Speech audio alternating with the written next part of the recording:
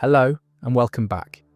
If you're here for the first time, this channel is a place for long, unhurried conversations about television, pop culture, and the kinds of stories that tend to get buried under everything else. Tonight we're doing something I've been meaning to put together for a while. We're going to talk about Family Guy, not the show in the normal sense, not a favourite episodes list or a character ranking or anything like that. We're going to talk about the controversies, all of them, or at least all the ones worth spending proper time on. And there are more than you probably remember. Here's the thing about Family Guy that I find genuinely interesting, and it's something I noticed before I'd even started properly researching this. Most television shows that collect as many enemies as Family Guy has don't survive it. They get cancelled, they get quietly moved off the schedule. Advertisers leave, the network loses its nerve, the controversy becomes bigger than the show, and eventually the show goes away. That's the normal outcome. Family Guy did not have the normal outcome. It's been running since 1999, which means it's been on television for over 25 years. It has over 400 episodes. It has been cancelled twice, sued multiple times, publicly attacked by rival shows, fought with the federal government, had episodes banned from American television entirely. And it is still on the air. I find that genuinely strange and genuinely worth talking about, because the controversies around Family Guy aren't just a list of times the show made people angry. They're actually a story about television, about comedy, about what happens when a show becomes too big to stop, regardless of who wants to stop it. There's real history in here. We'll be going through it all tonight. The double cancellation that produced one of the strangest comeback stories in American television history. The years-long war with a pressure group that filed hundreds of thousands of government complaints about a cartoon. The episode America Still Hasn't Broadcast, the time a real tragedy got tangled up with a fake viral video, and an animated comedy ended up at the centre of a conspiracy theory. The South Park feud, the lawsuits, and the admission Seth MacFarlane made about one of his own characters that a lot of people found more uncomfortable than anything the show had actually put on screen. There's a lot of ground to cover, and we're going to take our time with it. If you're new here, subscribing takes a few seconds, and it genuinely helps. Now let's start at the very beginning, which in this case means we need to start with the man who made the show, because none of this makes sense without knowing a bit about where he came from, and how he ended up in a room pitching a hand-drawn, animated comedy to a major American network at the age of 24. One thing worth saying before we get into the details: the controversies we're going to go through tonight are not all the same kind of thing. Some of them are about the show being deliberately provocative, pushing into material it knew would upset people, because upsetting people was part of the point. Some of them are about the show being caught in circumstances it had no control over, real-world events colliding with old jokes in ways nobody anticipated. Some of them are about genuine creative failures the show's own creator has acknowledged. And some of them are about the show simply existing in a time when very powerful organisations had decided that certain kinds of comedy shouldn't be allowed to exist at all. They're different stories, and I think it's worth keeping that distinction in mind as we go through them, because the tendency to group all television controversy together as a single phenomenon, the show did something bad, people complained, flattens out a lot of the interesting texture. Some of what Family Guy went through was genuinely its own fault. Some of it was bad luck. Some of it was the television industry being strange and inconsistent in ways that had nothing to do with the show's actual content. And some of it was the show being funny enough and stubborn enough to survive situations that would have finished off almost anything else. All of that is in here somewhere. Let's get into it. Seth MacFarlane grew up in Kent, Connecticut, which is a small town in the northwestern part of the state. Not the kind of place that produces a lot of television creators. He was making his own animated films as a child, apparently quite seriously. The kind of kid who was less interested in watching cartoons than in figuring out how they were made. He went to the Rhode Island School of Design and studied film and animation, graduated in 1995, and immediately started working in the industry. His first jobs were at Hanna-Barbera, which was still operating in the mid-90s as a proper animation studio, not yet fully swallowed by the corporate restructuring that would eventually dissolve it into Cartoon Network's production arm. He wrote and did animation work on shows like Johnny Bravo and Dexter's Laboratory. These were children's shows, bright, fast, designed for Saturday morning. Nothing in them would suggest what MacFarlane was actually interested in making. While he was doing that work, he developed 2 short animated films on the side. The first was called The Life of Larry. The second was a sequel also featuring Larry and a dog named Steve. Larry was a middle-aged man, a bit slow, cheerful in a way that didn't always match his actual situation.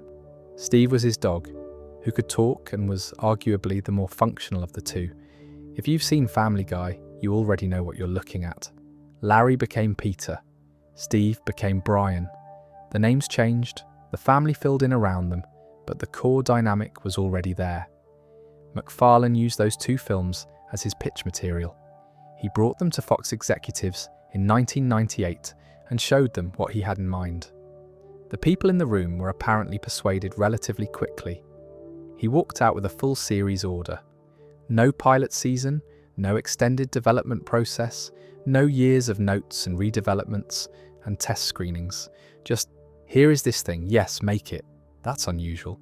Animation typically goes through long development cycles. The Simpsons spent years as short segments on The Tracy Ullman Show before it got its own series. Most animated shows go through multiple rounds of network development before anything reaches a screen. Family Guy essentially skipped all of that. MacFarlane was 24 years old and he had a network deal to make his show. The pilot episode, Death Has a Shadow, aired on January 31st, 1999. Fox scheduled it right after Super Bowl 33, which is one of the highest profile scheduling slots in American television. The Super Bowl is one of the few events that still draws a truly enormous simultaneous audience. Tens of millions of people watching the same thing at the same time. Whoever was watching the game on Fox that night saw the Family Guy premiere, whether they planned to or not. That's how the show started. Not quietly, not building a small audience over time, but dropped directly into one of the biggest audiences in American television. About 22 million people saw that first episode. That number matters because everything that came after, including all the controversies we're going to spend this evening going through, happened to a show that began with a significant audience and a major network and a young creator who'd been given an unusual amount of trust and creative freedom. MacFarlane was not working from the margins. He had resources and a platform from the very first episode. What did MacFarlane actually want to make, though? It's easy to look at Family Guy now through the lens of 400-odd episodes and everything that came with them, and assume that the show's provocative identity was a deliberate strategy from the beginning. That MacFarlane sat down and thought, I will make the most offensive animated comedy on American television and see who comes after me. But the early seasons are more complicated than that reading suggests. The first few seasons of Family Guy are genuinely different in register from what the show became after the revival. They're warmer in some ways. The cutaway gags exist, but they're fewer and the plots carry more weight relative to the interruptions. Stewie's villainy is played more completely straight. He actually tries to kill Lois with real menace rather than the increasingly self-aware theatricality that later seasons brought to the character. Peter is dumb, but not in the aggressive, consequence-free way he became. There's more of a sense that his stupidity costs him something. The show that came back in 2005 was louder, more confident, and more deliberately transgressive than the one that had been cancelled in 2002. Whether that was because the break gave the writers time to recalibrate, or because the show came back with a chip on its shoulder and a willingness to push harder, having already lost everything once, is genuinely unclear. Probably both, but the Family Guy that most people know, the one associated with the controversies we're covering tonight, is substantially the post-revival version. MacFarlane's own interests are legible in the show in interesting ways if you look for them. He is a trained singer, interested in big band music and Broadway, and Family Guy has always incorporated musical numbers in ways that most animated comedies don't bother with. He has genuine political commitments, liberal, environmentalist, critical of organised religion, and those positions are woven through the show in ways that became more explicit over the years, rather than less. He has a genuine fondness for science fiction and space exploration that eventually produced the Orville. None of this is hidden. It's all sitting in the show if you're paying attention to it. What he made was not exactly personal in the way that, say, BoJack Horseman is personal. Family Guy doesn't feel like an autobiography, but it's not impersonal either. It's the work of someone with specific tastes, specific obsessions, and specific things they find funny, filtering them through the format of an American network animated sitcom and seeing what survives contact with that format. What he did with them, and what happened because of what he did with them, is what the rest of tonight is about. The strangest thing about Family Guy's history is not any single controversy. It's the fact that the show died twice before it was 3 years old and somehow came back bigger both times. After the Super Bowl premiere drew that enormous initial audience, Fox made a decision that is probably the most consequential mistake the network ever made regarding the show. They moved it. Family Guy was placed on Thursday nights, competing directly against Friends and Survivor. This was 2000. Those two shows were not just popular, they were dominant. Friends was one of the biggest comedies in American television history. Survivor had just launched its first season and was drawing extraordinary numbers for a reality format that nobody had really seen before. Thursday night on those competing networks was where television went to prove itself, and it was a genuinely impossible environment for a brand new animated show that was still finding its footing. The ratings dropped, not dramatically, not immediately, but steadily, and the network's response to dropping ratings was to shuffle the show around the schedule, trying different time slots, looking for somewhere it might breathe, which made things worse, not better. Here's something that's easy to forget about television in the year 2000. There was no streaming service. Most households didn't have a DVR. If your show was not on at the same time every week, a meaningful portion of your audience simply missed it and didn't come back. The relationship between a show and its viewers depended almost entirely on consistency of scheduling, and Family Guy was getting almost none of that. Fox cancelled it in May of 2000 at the end of season 2. Then, in a decision that still doesn't have a completely satisfying explanation, they reversed themselves 2 months later and ordered a third season. The show came back in autumn of 2001. It went back to Thursday nights. It went up against Friends and Survivor again. The ratings didn't improve. In May of 2002, Fox announced its new fall schedule, and Family Guy wasn't on it. No farewell episode, no announcement to the audience. The show was simply absent from the lineup. MacFarlane said in later interviews that at that point, he genuinely believed it was over. He had tried some other projects in the gap between the first cancellation and the season 3 revival, and none of them had caught. Now the show he'd built his whole career around was gone, and there was nothing obvious waiting to replace it. 2 cancellations, a combined run of 48 episodes across 3 seasons. Ratings that never matched the Super Bowl premiere. A creator in his late 20s, watching what should have been his defining work get buried quietly while the network moved on to other things. What's interesting about those early seasons, looking back at them now, is that they don't feel like a show that knew it was struggling. The writing has a specific quality to it, not polished in the way the later seasons became, not as consistent, but genuinely inventive in places, and occasionally doing things with the format that the revival-era show rarely attempted. There were episode structures that broke the usual sitcom logic in interesting ways. There were character moments that gave Peter and Lois a warmth that got somewhat buried later when both characters became more extreme versions of themselves. The gap between the two cancellations, the strange 2-month reversal when Fox unexpectedly ordered season 3, and then the actual death of the show in May of 2002, was not a restful period for MacFarlane. He was trying to develop other projects, none of which caught. He was watching a show he'd built from scratch, get a second chance, and then fail to capitalise on it, through no creative fault that was easy to identify. The ratings problem was a distribution and scheduling problem, not a content problem.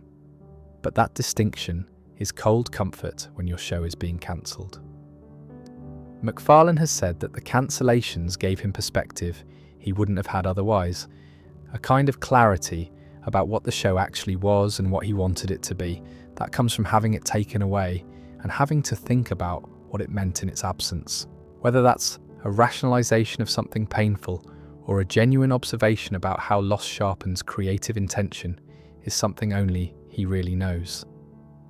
But the show that came back in 2005 did feel like it had been reconsidered, like someone had thought carefully about what it was doing wrong and decided to stop being careful about it.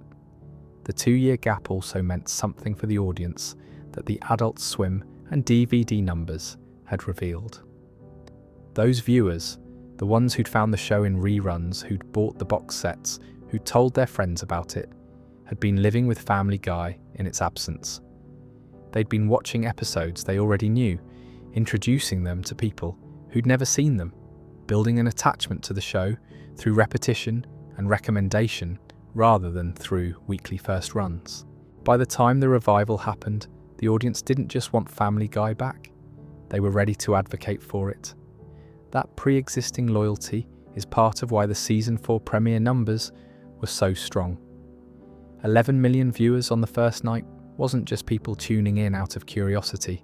It was an audience that had been waiting for 2 years and was prepared to show up in force. That should have been the end of it. By every conventional measure of how the television industry works, that was the end of it. It wasn't. What happened next did not follow the normal script for a cancelled show. Before the second cancellation was even finalised, Fox had already done a deal with Cartoon Network to sell the rerun rights to Family Guy. This was standard practice. Cancelled shows got sold into syndication, which gave the network some continued revenue from something they'd already stopped investing in. So Family Guy started airing in reruns on Adult Swim, which was Cartoon Network's late-night programming block aimed at older viewers. Adult Swim in the early 2000s was one of the only places on television where adults could reliably find animated comedy that wasn't designed for children. Aqua Teen Hunger Force, Harvey Birdman, Space Ghost Coast to Coast, that was the context Family Guy was entering. And something happened. The show that couldn't find enough viewers during prime time on a major network became the most watched show on Adult Swim's entire lineup. The audience was there. It had always been there. It was just that Fox had never put the show in a place where that audience could actually find it consistently. There's a version of this story that's quietly damning for Fox, and I think it's the accurate version. They scheduled a show for an audience that wasn't quite right for it, measured the performance against that wrong audience, concluded the show was failing, and cancelled it. Meanwhile, the audience it was actually made for was sitting somewhere else, waiting. Then came the DVD situation. In 2003, Fox released DVD box sets of the first 3 seasons of Family Guy. This was still relatively early in the age of television on DVD. The format had only really taken off as a market in the early 2000s. And while The Simpsons had demonstrated that people would pay for seasons of animated shows on disc, nobody was entirely sure how big the market was or who was driving it. The Family Guy sets sold in numbers that surprised everyone involved. The first season DVD sold more than 2.2 million copies. That made it the second best-selling television DVD of its time, behind only the first season of Chappelle's Show on Comedy Central. Stop and think about that for a moment. A show that had been cancelled for having low ratings was the second best-selling television DVD in the country. Fox executives were looking at those numbers and asking a very uncomfortable question. If this many people were buying the DVD of a show they'd cancelled, how many people had actually wanted to watch it when it was on the air? The Adult Swim ratings had already started suggesting an answer. The DVD sales confirmed it. There was a massive audience for Family Guy that the broadcast ratings had never properly captured. Not because those people didn't exist, but because they'd never been given a reliable way to watch the show when it was actually airing. In 2004, Fox made the announcement. Family Guy was coming back. New episodes, full season order, scheduled to start production immediately. Season 4 premiered in May of 2005 and drew over 11 million viewers. That was more than the show had ever drawn during its original run. The people who'd found it through Adult Swim reruns and DVD box sets showed up immediately and brought others with them. The revival was not a quiet second chance. It was one of the most commercially successful returns in the history of American television, and it changed how the industry thought about something quite fundamental. Before Family Guy, a cancelled show with poor ratings was simply a cancelled show. That was the verdict. After Family Guy, networks started paying real attention to what happened to their shows in syndication, to DVD sales, to whether an audience was finding their content through channels the rating system wasn't measuring. The logic that saved Family Guy, find the show in reruns, buy the DVD, tell people about it, build an audience outside the traditional broadcast window, became the template that eventually convinced streaming services that cancelled shows had built-in audiences worth investing in. Netflix's strategy of reviving shows like Arrested Development and picking up others that broadcast networks had abandoned is, in a very real sense, downstream from what happened to Family Guy between 2002 and 2005. MacFarlane has said in interviews that the revival seasons felt different, partly because of the gap. The writers had rested, thought, come back with a clearer sense of what the show wanted to be. Whether that's true, or whether the confidence of the show post-revival came from simply having survived something that should have ended it, I'm not entirely sure. Probably both. The show came back with a chip on its shoulder that it has never fully lost. The Season 4 premiere had Peter Griffin explaining to his family that they'd been cancelled by Fox and listing off other Fox shows that had met the same fate. MacFarlane was not being gracious about it. He was, right from the first episode of the revival, making it clear that the show had nothing left to prove and no reason to be careful about who it upset. It's worth pausing on what the DVD revival actually meant beyond Family Guy's own story, because the implications went further than most people credit. The conventional television industry logic of 2002 was that a show with bad ratings was a show with a small audience, full stop. Ratings were the instrument for measuring audience size, and if the ratings said the audience was too small, the show went away. That logic was embedded into how every decision about television was made. What the Family Guy DVD sales demonstrated was that ratings were measuring something, but not everything. They were measuring how many people found the show in its designated broadcast window, on its designated network, at its designated time. They were not measuring how many people wanted to watch the show. Those are different questions, and for Family Guy, the answers were completely different. The broadcast audience was small. The potential audience was enormous. The broadcast window had just been the wrong place to look for the people who were actually there. Netflix's early strategy in the streaming era followed exactly this logic.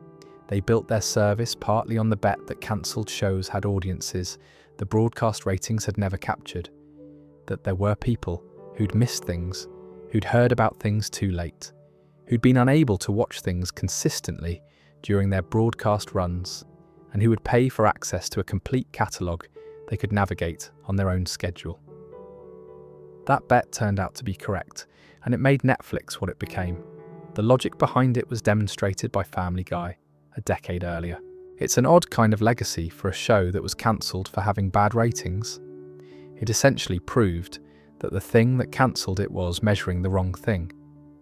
Given what was coming, that attitude was going to be tested very quickly. There is an organisation called the Parents Television Council, usually just called the PTC, and for most of the 2000s it waged one of the most sustained and organised campaigns against a single television programme that American media history has ever produced. The PTC was founded in 1995 as a non-profit watchdog group with a stated mission of protecting children from harmful content on broadcast television. They published episode reviews, ran newsletters for parents, organised advertiser pressure campaigns, and filed formal complaints with the Federal Communications Commission, the government body responsible for regulating what can and cannot go out over American broadcast airwaves.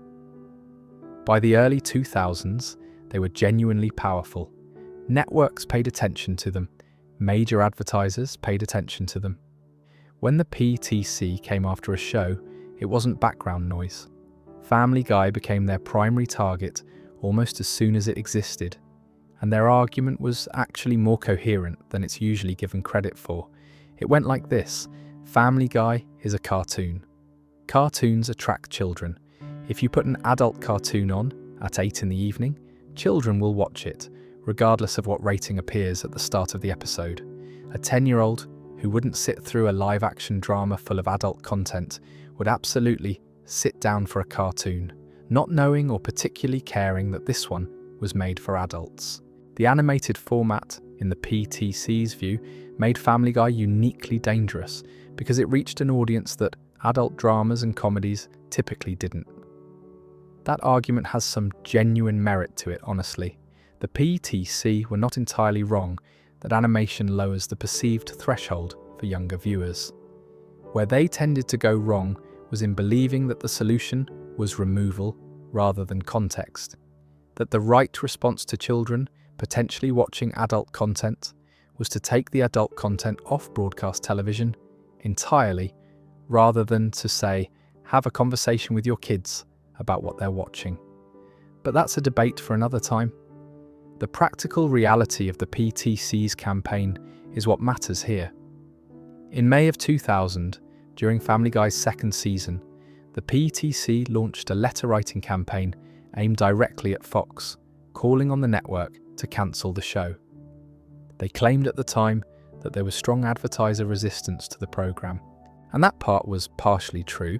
Over the years, the PTC's pressure campaigns did cause Family Guy to lose sponsors. That's a concrete, documentable impact on the show's business. Not just noise, what followed over the next several years was extraordinary in its persistence. The PTC named Family Guy their worst TV show of the week on more than 40 separate occasions. 40? Not 40 times a year, 40 times total, which, given that the show was off the air for 2 of those years, makes the consistency even more striking. They put it on their annual worst programs lists multiple times. They went to individual advertisers, companies like Wrigley and Burger King, and made the case that associating with Family Guy was damaging to their brands. Some of those campaigns worked. Some of those advertisers left. The PTC had real leverage, and they used it.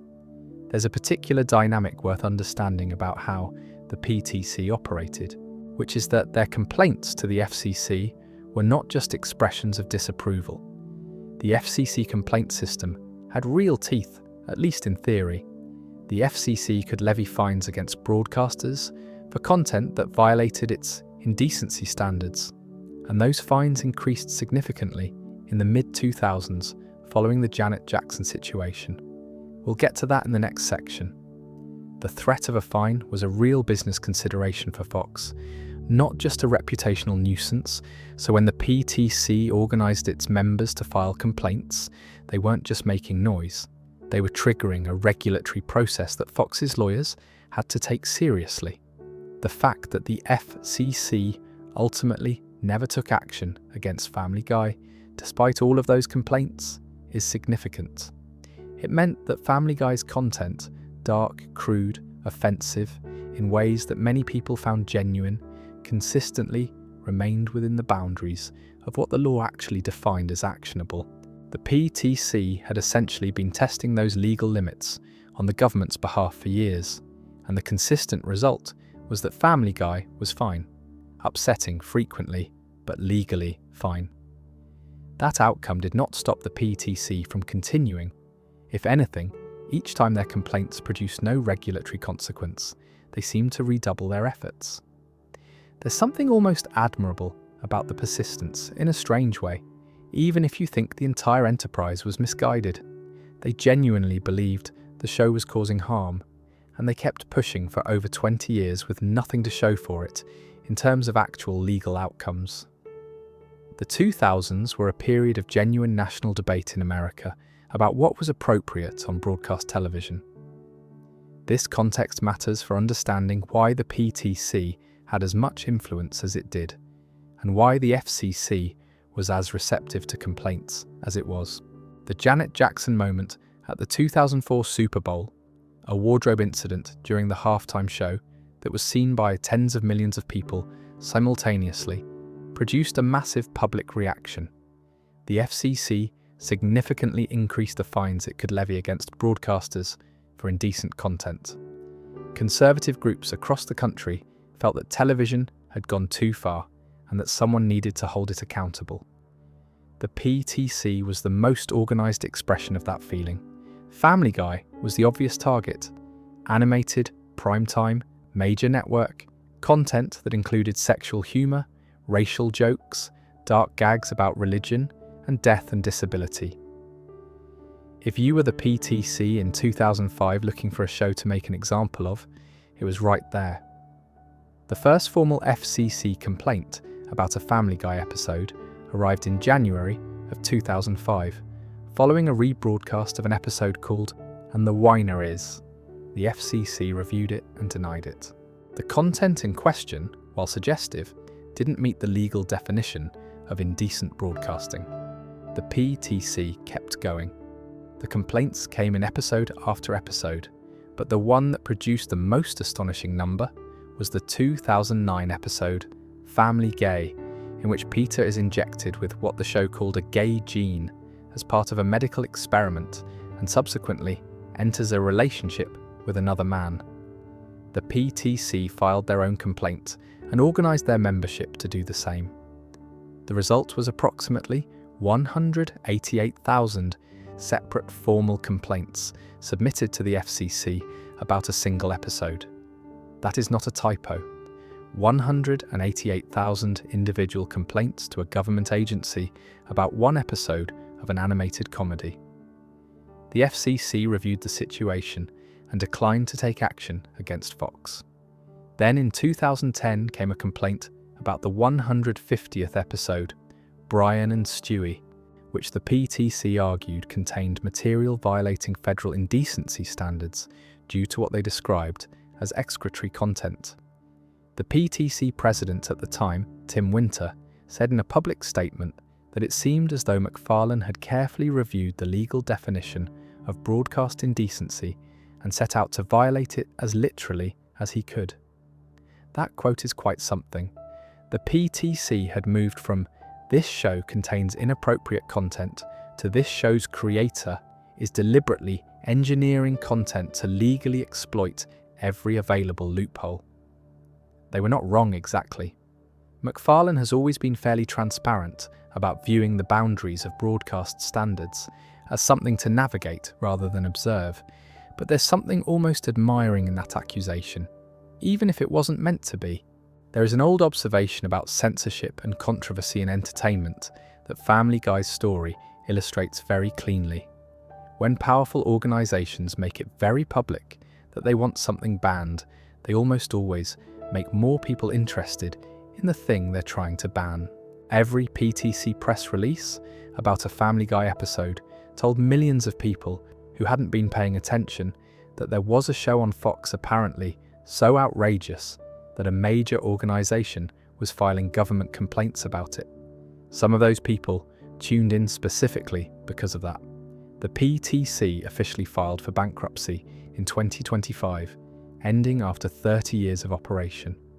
The organisation that had spent the better part of 2 decades trying to get Family Guy off the air was outlasted by the show they targeted. Family Guy, as of that point, was still in production, and still airing new episodes. MacFarlane never publicly reflected on that particular development, at least not in any way that's been reported. It does have a certain poetry to it though, I'll leave it there.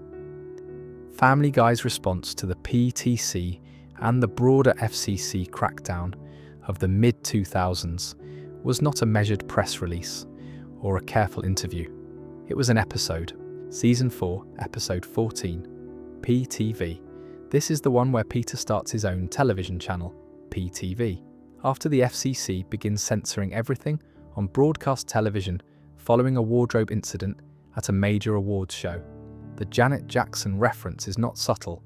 In the episode, the FCC's censorship escalates progressively until they're not just censoring television anymore, but real life itself. They appear in the Griffin house to put black bars over body parts during ordinary domestic activities. They bleep words in conversation at the dinner table.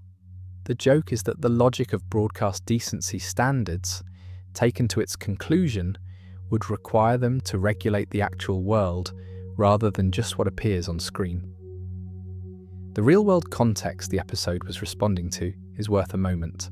The Janet Jackson incident at Super Bowl 38 in February 2004 had produced a genuinely extreme regulatory response, and the numbers around it are striking.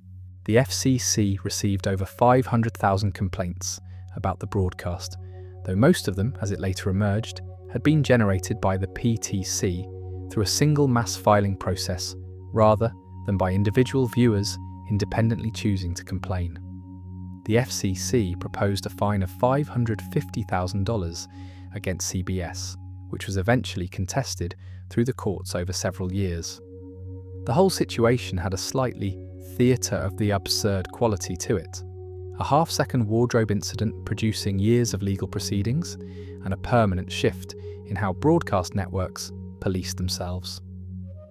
In the aftermath, broadcasters became significantly more cautious. Shows that had been airing certain kinds of content without issue found themselves facing internal legal reviews. The 5-second broadcast delay, which networks had always had the technical capacity to use, was deployed more aggressively. Language that had been acceptable was reconsidered. The industry had absorbed the message that the regulatory environment had shifted, and it was adjusting accordingly. Family Guy was not adjusting accordingly. MacFarlane's response to the atmosphere of heightened sensitivity was to make an episode that argued, at some length, that the heightened sensitivity was absurd. PTV was not a cautious show, gingerly testing the new boundaries. It was MacFarlane planting a flag. At one point in the episode, the Griffin family starts sending complaints to something called the Family Television Council. Not the Parents Television Council, the Family Television Council. MacFarlane was not going for ambiguity. The episode also contained what might be the show's most direct expression of its relationship with the FCC, a full musical number about the absurdity of the regulations, built around the premise that the only thing the FCC's approach could logically produce was more repression of more things until the whole project became self-defeating. It's genuinely well constructed as a piece of satire, funnier than the show's critics would probably like to admit. The PTC apparently deliberated about whether to file an FCC complaint about the episode that was directly mocking them for filing FCC complaints. They decided not to, probably the right call. The episode was nominated for an Emmy Award for Outstanding Animated Program. I find that detail quite satisfying. MacFarlane's public statements about the PTC during this period were not temperate.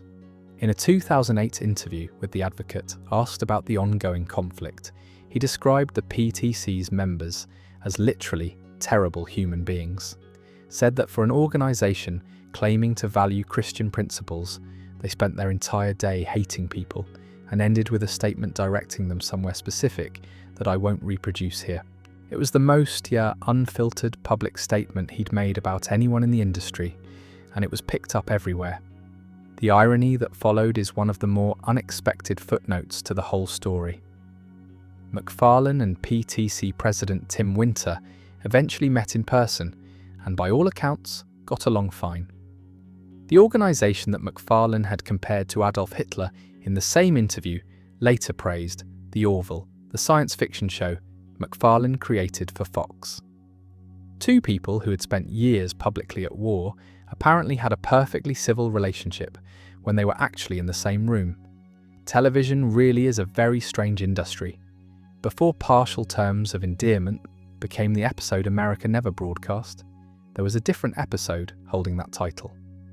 For several years, the most talked about banned Family Guy episode was not about abortion or transgender characters or real-world tragedy.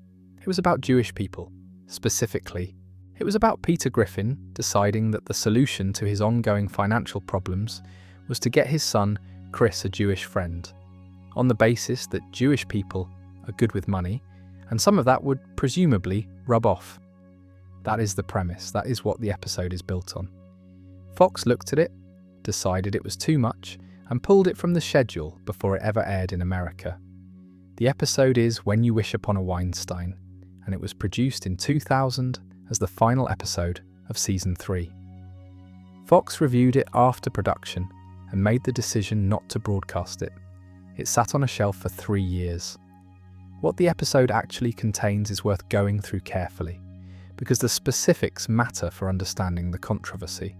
Peter meets a man named Max Weinstein, who is Jewish, and is immediately impressed by Max's competence with financial matters.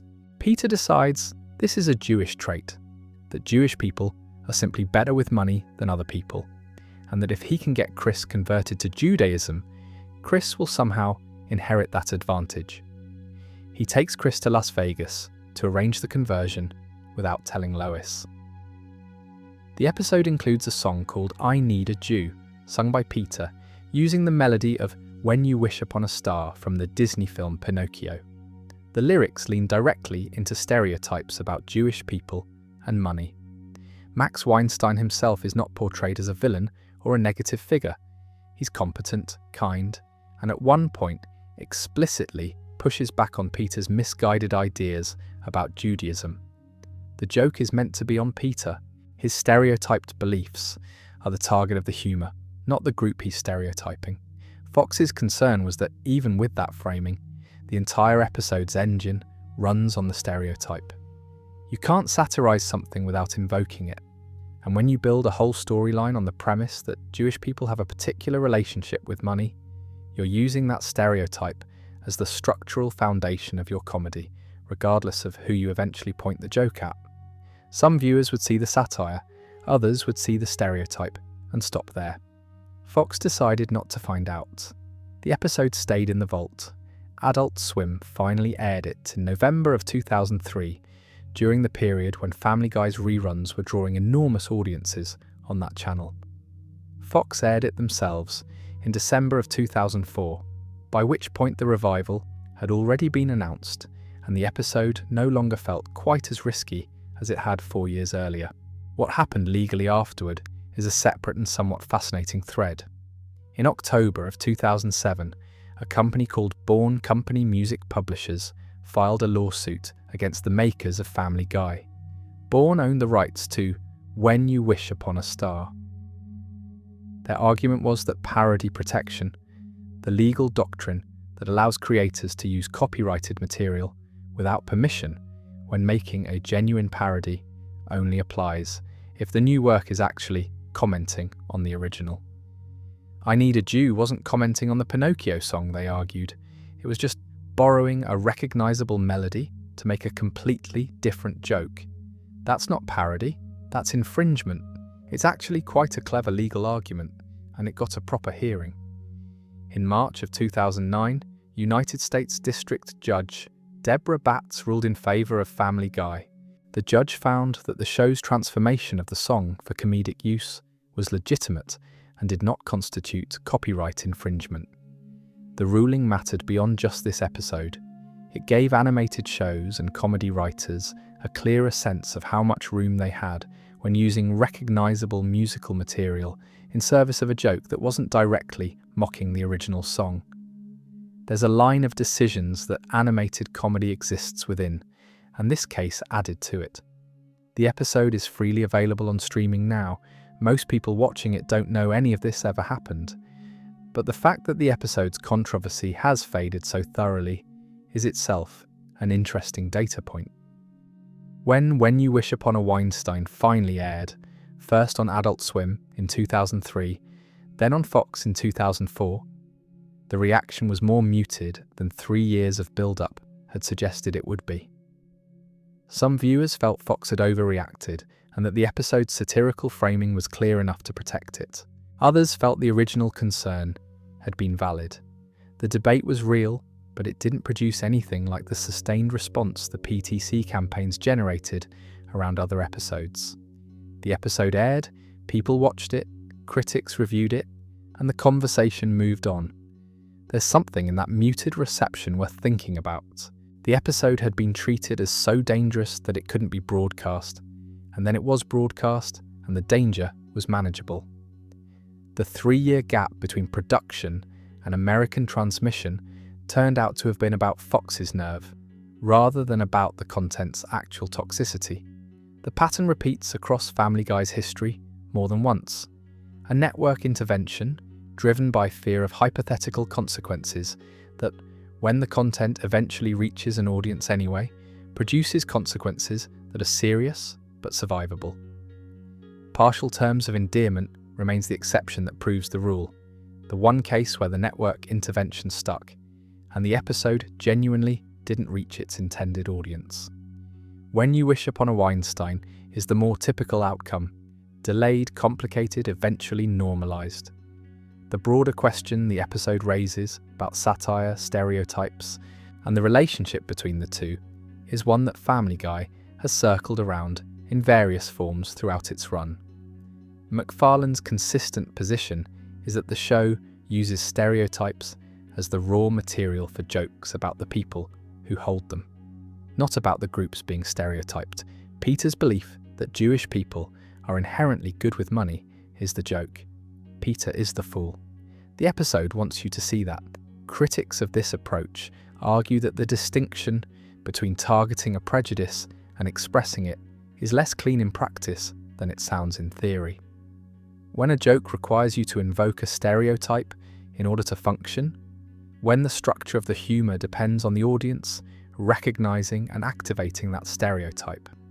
The stereotype is doing real work in the joke, regardless of where the punchline officially lands. You can't neutralize a stereotype by pointing at it and laughing if the pointing requires you to deploy it first. That debate has no clean resolution.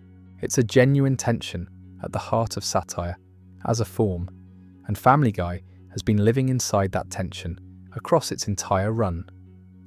The Weinstein episode is one of the cleaner examples of it, partly because the episode's intent is so legible, and the criticism of its method is so coherent.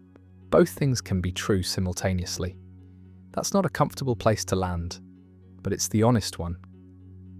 There is one episode of Family Guy that has never aired on American television, not pulled after broadcast, not edited and re-released, never broadcast, not once. It exists. It was made with the full cast, the full crew, the full budget. It was finished and delivered. It went through post-production. It received a title card, an episode number, and it has sat on a shelf legally and technically complete since 2009. The episode is called Partial Terms of Endearment, and it is the most interesting piece of banned television in American history, not because of what it shows, but because of what it dared to treat as a subject. Here is what happens in it. Lois runs into an old friend from college named Naomi. Naomi and her husband have been unable to have a child of their own, and they ask Lois if she would be willing to carry a baby for them as a surrogate. Lois agrees. She goes through the process, becomes pregnant with their biological child. Then, before the pregnancy has progressed very far, Naomi and her husband are killed in a car accident. Lois is left pregnant, carrying a baby that now has no parents, and she and Peter have to decide what to do. Peter initially pushes for an abortion.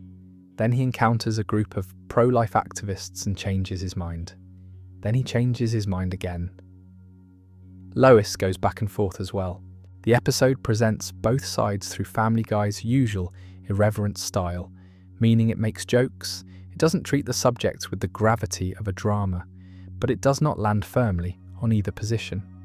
It raises the question, shows multiple perspectives, and ends without spelling out in specific terms what Lois actually decides to do. By Family Guy's standards, this was restrained. The show had done far more deliberately provocative things with far less care. The episode was trying to tell an honest story about a genuinely difficult situation. None of that mattered to Fox. The decision to not air it was made before Season 8 even started broadcasting. The Family Guy team announced at San Diego Comic-Con in 2009 that the episode existed and would not be shown in America. They told the audience directly, in a room full of fans, that this finished episode of their show was going to remain unseen. Fox president Kevin Reilly explained the decision to the New York Times with what I think is a striking degree of honesty. He didn't say the episode was bad. He didn't say it violated any standard or any law. He said it was an extremely fragile subject matter at an extremely fragile economic time, and that of all the issues a television show could touch, this one seemed most likely to cause serious trouble for the network. He said it simply wasn't worth it. That explanation is worth sitting with, because it tells you something specific about how network television actually works. The episode wasn't banned because it was indecent. It wasn't banned because it broke any rule. It was banned because the topic itself, abortion, was considered so politically charged in America at that specific moment that a network didn't want to be the broadcaster that started a national argument, regardless of how carefully the episode had handled the subject. Fox also reportedly asked Adult Swim not to air it, ensuring it wouldn't reach American television through any back channel. The BBC aired it on June 20th, 2010, during the regular run of Season 8 in the show's normal primetime slot. Over 1 million British households watched it. Reviews from critics were positive. Audiences did not revolt. The episode aired, people watched it, and life continued. The same episode that Fox considered too dangerous for American television was broadcast without incident by a major public broadcaster in another country. The content hadn't changed. The handling of the subject hadn't changed. What changed was the political context around it. There's a detail about the DVD release that still strikes me. Fox put the episode on the Season 8 DVD set without hesitation. You could walk into any shop and buy it if the content was genuinely beyond what the network could stand behind. Putting it on a disc available at retail seems like a peculiar choice. The ban was never really about the content. It was about the visibility of a network broadcast, about not wanting to be the show that owned that particular conversation during a particular political moment. As of now, Partial Terms of Endearment remains absent from Hulu, where every other Family Guy episode is available. It is the one gap in the catalogue, a completed, fully produced episode that exists in a strange state, entirely real, entirely invisible to the American audience it was made for. The comparison to how other American television shows have handled abortion is worth making, because the context around Partial Terms of Endearment is not static. In the years after the episode was made and shelved, multiple American television programs addressed the topic. Live-action dramas, comedies, other animated series. Some of those episodes were considerably more direct and more politically pointed in their perspective than anything Family Guy had done in this episode. They aired. They generated some critical discussion. They did not produce the same network panic that Kevin Reilly had described when he explained Fox's decision about Partial Terms of Endearment. This raises a question that doesn't have a completely satisfying answer. Was Partial Terms of Endearment actually more dangerous than those other episodes? Or was it simply the first? Was the real problem that abortion had not yet been treated as an acceptable subject for mainstream American entertainment in 2009, and that once a few shows had gone there and survived, the landscape shifted enough that later episodes didn't face the same threshold? there's something to that. The fear of being first, of being the show that owns the controversy, of having started a national conversation on a politically charged subject, is a specific and powerful thing. Being the second or the fifth show to address a topic is categorically different from being the first, even if the content is similar or more explicit. Fox didn't want to be first, somebody else became first, and then the subject gradually became something television could engage with. MacFarlane's position on the ban has always been that it was unnecessary. He has made clear that he thought the episode handled a difficult subject with more care than the show usually applied to anything, and that the network's response was disproportionate to the actual risk.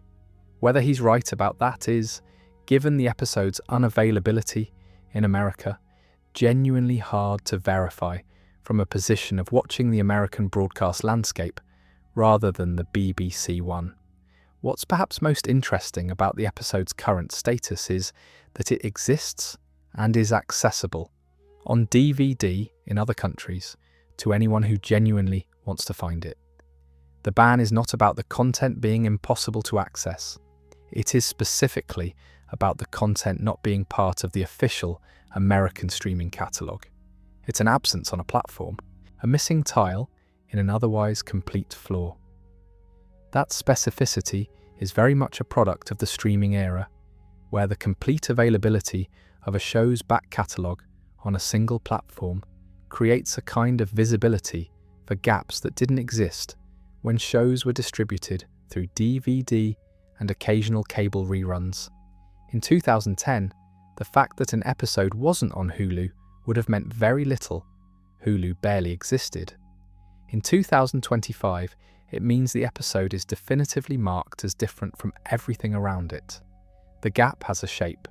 While we're on the subject of episodes that generated extreme organised opposition, it's worth spending a bit of time with Family Gay separately from the general PTC material we've already covered, because the specifics of that episode and its aftermath tell you something interesting about how the complaint system worked in practice. The episode aired in 2009. Peter is injected with what the show calls a gay gene as part of a medical trial, and he subsequently enters a relationship with another man. Lois is left navigating how to respond. The episode eventually reverses itself through the logic of the plot, and things return to normal.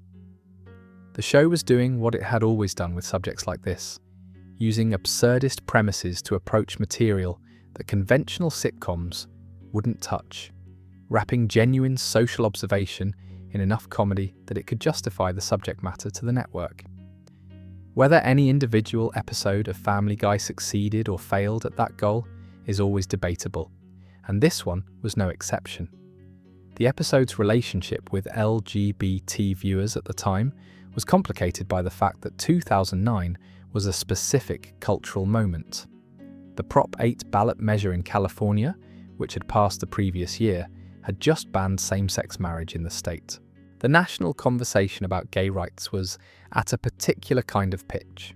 Comedy about gay identity, even comedy that wasn't clearly hostile, even comedy that positioned itself as absurdist rather than judgmental, was landing in a charged environment in ways it might not have 2 years earlier or 2 years later.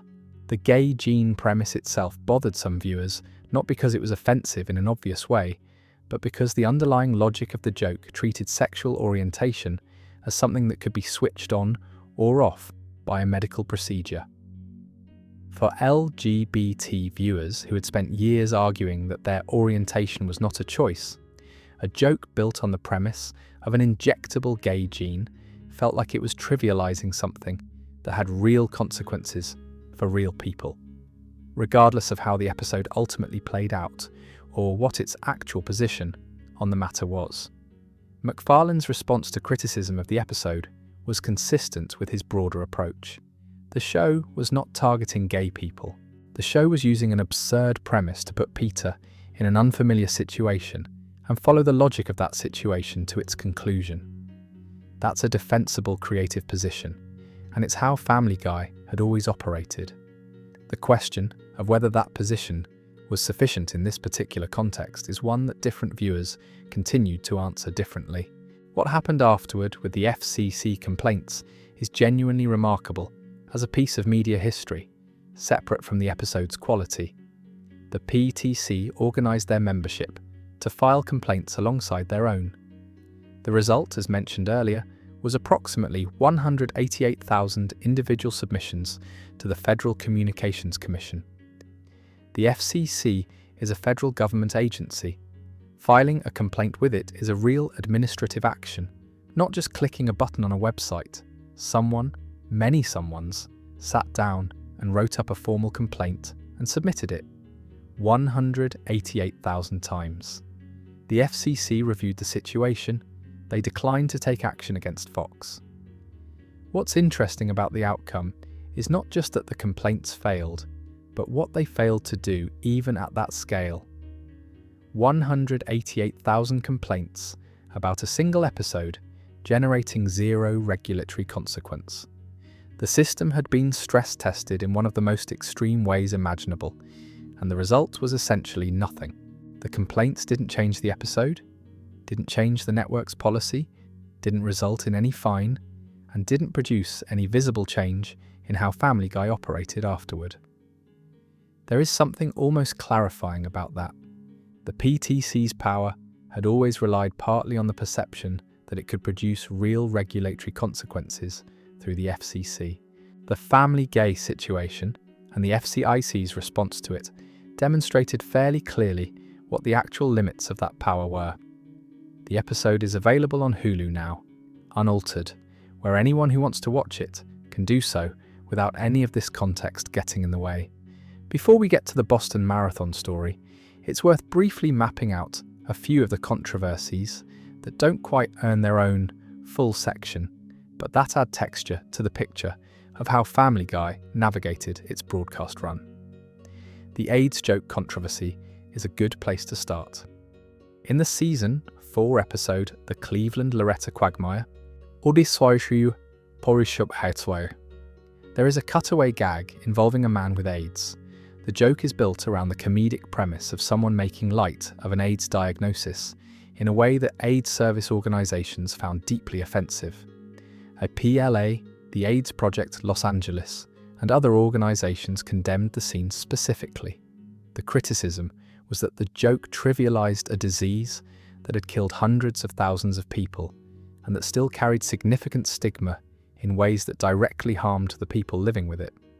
This is one of those Family Guy moments where the equal opportunity offender defense runs into its most direct challenge. You can make the argument that the show makes similarly dark jokes about cancer, about other serious illnesses, about death in general. But AIDS occupied a particular cultural position in the mid-2000s, still strongly associated with the gay community, still carrying the weight of years of social stigma that had made it politically difficult to address even as a public health crisis. A joke that treats AIDS as a punchline sits differently in that context than a joke that treats a more socially neutral illness the same way. MacFarlane's position, as always, was that the show made dark jokes about everything, and that pulling back from any particular subject would be a concession that undermined the whole approach. Whether that's a principled stand or a convenient defense depends, again, on where you sit. The Brian and Stewie bottle episode from 2010, which the PTC also filed a complaint about, as mentioned earlier, produced a different kind of conversation. The episode was formally unusual for Family Guy. No cutaway gags, no B-plot, no other characters. Just Brian and Stewie locked in a bank vault overnight, talking. The show took a format it was known for subverting and used it for something that sat much closer to genuine character drama. Critics who had spent years dismissing Family Guy as mindless praised the episode. Viewers who tuned in expecting the usual format were sometimes disoriented by what they got instead. The complaint the PTC filed about this episode is particularly interesting in retrospect, because the Brian and Stewie episode is probably the most critically respected single episode the show produced during that era. The PTC was objecting to specific content, some bathroom humour, while critics were describing the episode as evidence that Family Guy was capable of something more sustained and more emotionally complex than its usual register. Both reactions to the same episode. That's Family Guy in one nutshell, maybe. The Star Wars parody episodes occupy a different kind of controversial territory. Blue Harvest in 2007, Something Something Something, Dark Side in 2009, and It's a Trap. In 2010 were hour-long parodies of the original Star Wars trilogy, with the Family Guy cast playing the roles and the plot of each film largely intact. George Lucas gave his blessing to the parodies, which was significant. He was notoriously protective of the Star Wars property and had taken legal action against other uses of it. MacFarlane worked directly with Lucasfilm to ensure the episodes were cleared. The controversy around the Star Wars episodes wasn't really a controversy so much as a sustained low-grade irritation from a portion of the Star Wars fan community who felt that Family Guy's irreverent approach to the material was disrespectful to films they considered important. The counter-argument was that parody of beloved properties is one of the oldest forms of cultural engagement, that affectionate mockery and respect can coexist, and that George Lucas himself had said yes. Hard to mount a coherent objection after the creator of the thing has given permission. None of these smaller controversies generated the scale of reaction that the things we've covered in the main sections did. They exist as context, as part of the texture of what a long-running animated comedy looks like, when it's never quite sure where the line is and is always pushing to find out. On April 15th, 2013, 2 bombs went off near the finish line of the Boston Marathon. 3 people were killed and hundreds more were injured. The whole country was watching the news trying to understand what had happened. Within hours, a video began circulating online claiming that Family Guy had predicted the attack. It spread fast. It was shared across social media.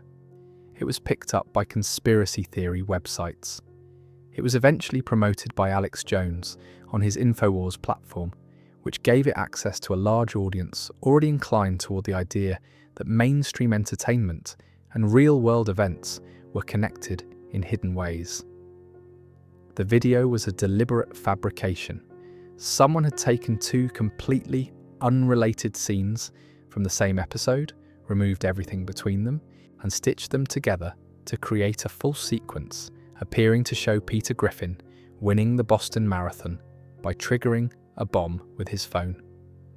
Here is what the episode, Turban Cowboy, Season 11, actually contained.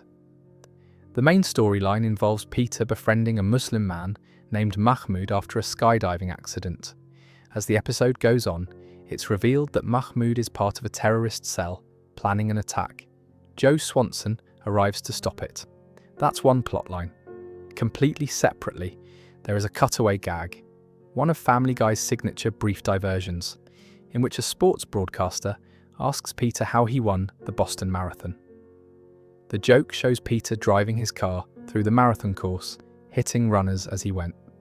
Dark humour, offensive to many people, almost certainly, but a joke about a car and reckless driving.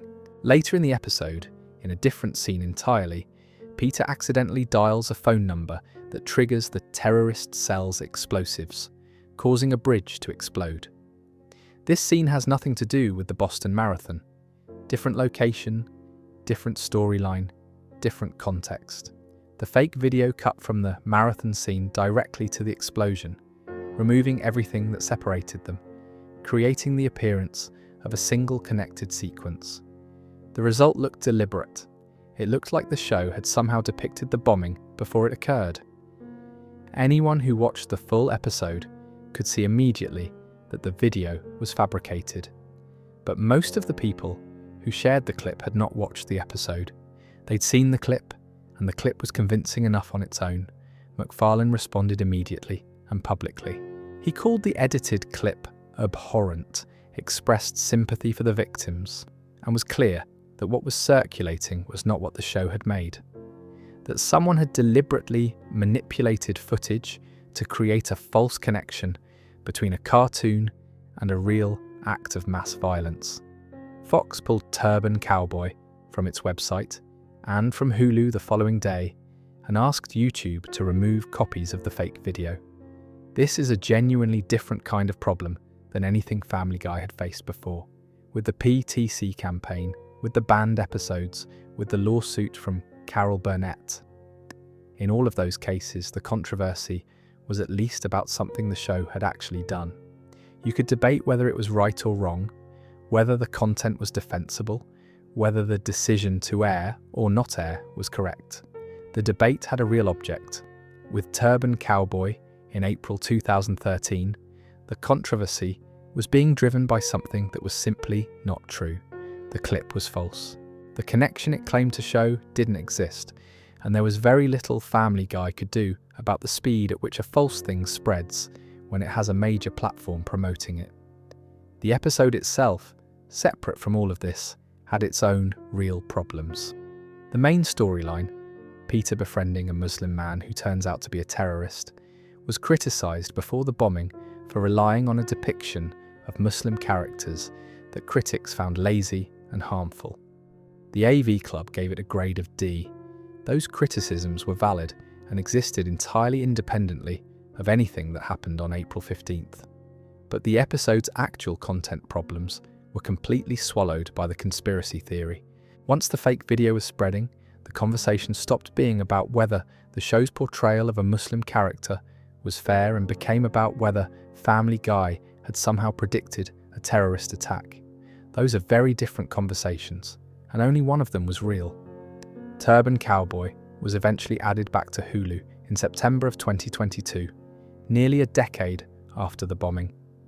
The passage of time created enough distance that the episode could exist again without the context of that particular week overwhelming everything else about it. The broader phenomenon the situation illustrated, a piece of deliberately falsified media spreading faster than the correction, has become significantly more familiar in the years since 2013. The mechanics of how the fake clip spread, the role of a major platform operator in amplifying it, the inability of a rapid, truthful response to fully contain the damage from a compelling false narrative. All of that looks very recognizable now. In 2013, it was somewhat newer, somewhat more surprising. The idea that a fabricated video could become the dominant story about a piece of entertainment, drowning out everything the actual content had done, was not yet the routine occurrence it later became. MacFarlane's response, immediate, direct, clearly stating that the clip was fabricated, was about as clean a public response as was possible in the circumstances. He didn't hedge, didn't equivocate, didn't try to defend the episode's actual content while also condemning the fake video. He separated the two things clearly, said the clip was abhorrent, said the attack was a crime, said his thoughts were with the victims, and was done. The episode still got pulled, the damage still happened, but the response was right. The episode is now watched regularly by Family Guy fans as part of the show's normal catalogue. Most of them are probably unaware that any of this ever occurred. That's the final destination of most of these controversies. Not resolution, exactly, but normalization. The thing that seemed too dangerous or too charged or too entangled with something real eventually becomes just another episode in a very long list. Some controversies fade quickly, the noise gets loud for 2 weeks, and then something else happens and everyone moves on. The controversy around Quagmire's dad did not fade, it kept coming back. It was still being written about and argued over more than a decade after the episode first aired. It became the example that journalists and critics reached for whenever they wanted to talk about how animated comedy handled transgender characters. And in 2022, when a reporter asked MacFarlane directly whether he would go back and change anything about it, his answer surprised quite a few people. He said no. Let's go through what actually happens in the episode, because the specific details matter a great deal. Quagmire's Dad is the 18th episode of Season 8. It aired on May 9th, 2010. Quagmire's father, Dan, comes to visit Quahog. Dan is introduced as a decorated Vietnam War veteran, someone who served his country with distinction and has genuinely earned respect. When Peter and Joe first meet him, they assume he is gay based on some of his mannerisms. That assumption turns out to be wrong. Dan is a transgender woman who's been living as a man her whole life and has now decided at this stage of her life to have gender confirmation surgery and begin living as her true self. She changes her name to Ida. The episode follows Quagmire as he processes this. His confusion and pain are written with genuine care, and the episode does give Ida a level of dignity as a character. She is still the war hero. She remains someone worthy of respect. The show makes this point clearly. At the same time, there is a storyline involving Brian. While all of this is happening with Quagmire's family, Brian travels away for work, meets a woman he finds attractive, spends time with her, and they sleep together. Brian later discovers that the woman is Ida, Quagmire's father, post-surgery. Brian does not handle this well.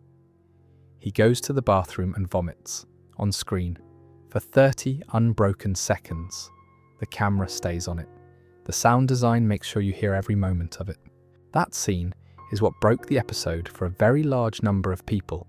GLAAD, the Gay and Lesbian Alliance Against Defamation, one of the most prominent LGBT advocacy organizations in American media, released a statement saying the episode had ignited significant controversy within the LGBT community, and that the most common response was that it was incredibly offensive to transgender people. GLAAD said they shared those serious concerns and were addressing the situation directly with Fox. MacFarlane's response was that he was genuinely surprised by the intensity of the reaction. He defended the vomiting scene by analogy. A straight man discovering he had slept with a transgender woman might react the way Brian did, in the same way a gay man might be repulsed by an equivalent situation involving a woman. He was explaining the joke as a product of Brian's specific character and orientation, rather than as a statement about transgender people in general. Critics found that explanation insufficient. The problem, as many people articulated at the time, wasn't that Brian had a strong reaction. It was the specific nature of how the show depicted that reaction. 30 seconds of extended graphic disgust directed at the fact that he had been with a transgender woman. That length was not neutral, it was making a statement, regardless of the intent behind it. There is a detail about the episode that MacFarlane has pointed to repeatedly, and that does complicate the picture. The episode was written by a writer on Family Guy named Steve Callahan, whose own father had transitioned to a woman. Callahan was drawing at least partly from his own real experience of working through complicated feelings about a parent's transition. He was not writing from abstract malice. He was writing about something he had actually lived, using the tools of a show that approaches everything through dark comedy. Whether those tools were appropriate for that particular subject, whether Family Guy's register was the right vessel for that story, is a separate and genuinely difficult question. But the episode was not created in the spirit that its harshest critics assumed. In 2022, MacFarlane told The Hollywood Reporter that he would not make any large structural change to the episode. He said the intent had been to show that Ida was still someone Quagmire could look up to and respect, and that this message had been lost in the reaction to the more controversial elements. He acknowledged there were always individual moments he might approach differently, but the episode overall, no, he wouldn't change it. The writing staff did change over time. More women joined the team. LGBT-focused jokes became less common across the show in later seasons. By the time the show reached its early 20s in terms of season count, the landscape of the writing room looked meaningfully different from what it had been in 2010. Quagmire's dad sits differently from the other controversies in this video because it touches on something real about who bears the cost of a specific kind of humour. Family Guy has always operated on the principle of equal opportunity offence. Nobody is off limits. Every group gets the same treatment. MacFarlane has held to that principle consistently. What critics of this episode kept arguing, and keep arguing still, is that equal treatment isn't quite the same thing as equal impact, and that a joke about disgust directed at a transgender character lands differently depending on where that character sits in the broader cultural landscape. That's a genuine debate, not a simple one. Family Guy has been at the centre of it for 15 years and doesn't seem to be leaving. One thing about this episode that tends to get overlooked in the broader controversy is how it has been written about in the years since. Not just by journalists, but by people who study television and representation for a living. Writers who cover animated comedy tend to reach for Quagmire's dad fairly regularly, not always as a simple negative example, but as a case study in the contradictions of a show trying to do two things at once. On one hand, humanising a transgender character by preserving her dignity and her war record, and treating Quagmire's emotional journey seriously. On the other hand, undercutting that humanisation with the vomiting scene and several other moments. The episode essentially produces a split reading, almost by design. You can watch it and walk away thinking the show was trying to say something genuine about acceptance and about how love can be bigger than confusion. You can also watch it and walk away thinking the show used a transgender woman as the engine of a disgust joke and patched over it with some warmer scenes. Both readings are supported by the same episode. The show gave its critics and its defenders equal purchase. That kind of ambiguity is either Family Guy at its most intellectually honest, or Family Guy at its most evasive, depending on who you ask. MacFarlane would probably argue the former. A lot of the people who cite the episode as an example of harm would argue the latter, and the episode itself sits between those two positions, still doing what it always did, refusing to resolve cleanly in either direction. There's a small detail that always strikes me when I think about this episode, which is the casting of Carrie Fisher as Ida's voice. Fisher was, obviously, a beloved cultural figure.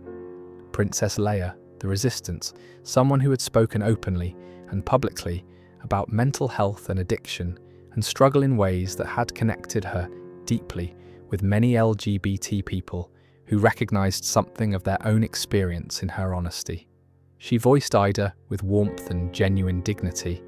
The character works in the scenes where she's allowed to work, partly because of who Fisher was and how she played the role. That detail doesn't change the controversy around the episode, but it adds another layer to the picture of what the episode was actually trying to do, separate from what it ended up doing. In April of 2006, South Park aired a two-part episode called Cartoon Wars. On the surface, it was about the citizens of South Park panicking over an upcoming episode of Family Guy that would show the Prophet Muhammad. A genuinely charged subject. The year before, a Danish newspaper had published drawings of Muhammad that had caused protests and riots in several countries, so the context was real. South Park used that situation as its backdrop. But Cartoon Wars wasn't really about Muhammad. It was Trey Parker and Matt Stone using their own show to tell the world, clearly and publicly, what they thought of Family Guy as a piece of television. Not edgy bad, not controversial bad. Bad in the specific sense of being lazily written, creatively dishonest, and unworthy of the reputation it had built. The centerpiece of their critique was the manatee joke. When Cartman gets inside the Family Guy studio in the episode, he discovers that the show isn't written by human beings at all. It's produced by a tank full of manatees, large, slow sea mammals, who push around balls with random words written on them. The manatees select balls at random, combine them, and whatever combination of words they land on becomes the cutaway gag for that week's episode. There is no intelligence behind it. There is no creative decision. The cutaway humour that Family Guy was famous for, that its audience loved, that had made the show's voice instantly recognisable. Parker and Stone were saying it was equivalent to something generated by accident, by animals, by chance. They were not being subtle. The episode aired, and the reaction from other people in the animation industry was something Parker and Stone probably hadn't fully anticipated, or perhaps had and quietly welcomed. After Part 1 aired, they were reportedly contacted by writers from The Simpsons and from King of the Hill. The Simpsons staff told them they hated Family Guy even more than Parker and Stone did. The King of the Hill staff said they were doing God's work. Stop and consider what that means. The writing teams of two of the most respected animated shows in television history were privately celebrating South Park for publicly attacking Family Guy. This was not a politely maintained professional rivalry. There was genuine feeling behind it. The core of the criticism, beyond the joke itself, was about what Family Guy's success represented. Parker and Stone had built South Park on a specific principle. Every joke should serve the story. Comedy should emerge from character and situation and ideas. Gags for the sake of gags were a form of creative laziness that dragged the medium down. Family Guy, in their view, was the opposite. Cutaways disconnected from plot, humour that didn't emerge from the characters or the story, but was inserted at random intervals. And the enormous popularity of this approach was evidence that audiences would accept and reward lazy writing as long as it made them laugh for 30 seconds at a time. MacFarlane's public response was more measured than you might expect. He said in interviews that he found the South Park episode funny and accurate. He thought the manatee joke was well done. What confused him, he said, was not the comedy, it was the personal intensity of Parker and Stone's comments in press interviews outside of it. The things they said about him in conversation with journalists had a venom to them that he found baffling, given that they'd barely met and had no real personal history together. There's a Family Guy episode from 2009 that serves as a quiet response to the whole thing. In it, Peter participates in an improv comedy show and keeps doing his signature style. Random gags, non sequiturs, jokes that have nothing to do with anything. The crowd loves it. Quagmire, by contrast, tries to steer the comedy toward character-based humour, building on what came before, encouraging the audience to engage rather than just laugh at whatever floats by. The audience ignores Quagmire's approach. The show was mocking South Park's criticism by showing that the audience preferred Peter's approach. It's a confident response. Whether it's a correct one is a different question. The Family Guy writers also started referring to their own cutaway gags as manatee jokes in DVD commentaries. They absorbed the insult and turned it into an inside joke among themselves. I find that either endearing or avoidant, depending on my mood. The Simpsons eventually crossed over with Family Guy in 2014. Two shows whose teams had reportedly been privately at war collaborated for a full episode. MacFarlane and Matt Groening both said publicly that there was no real personal animosity between them. Groening told a reporter he had more in common with MacFarlane than with most of the people he worked with. South Park and Family Guy never made that peace. As of the time of writing, both shows air on Comedy Central. Parker and Stone have not publicly changed their view of MacFarlane's show or its approach to writing. There's a broader point worth making about what the whole feud actually settled, which is nothing, really. Both shows are still running. Both shows have enormous audiences. Family Guy did not change how it wrote cutaways because South Park made fun of cutaways. South Park did not become more popular because of cartoon wars. The debate about whether story-driven comedy is more legitimate than gag-driven comedy did not get resolved. Those arguments were happening in criticism long before Parker and Stone weighed in through an animated episode, and they continued long after. What Cartoon Wars did produce was a moment of unusual transparency in the animation industry, a public airing of something that had been simmering privately for years, a rare case of one television show using its own platform to say directly and on the record what its creators thought of a competitor.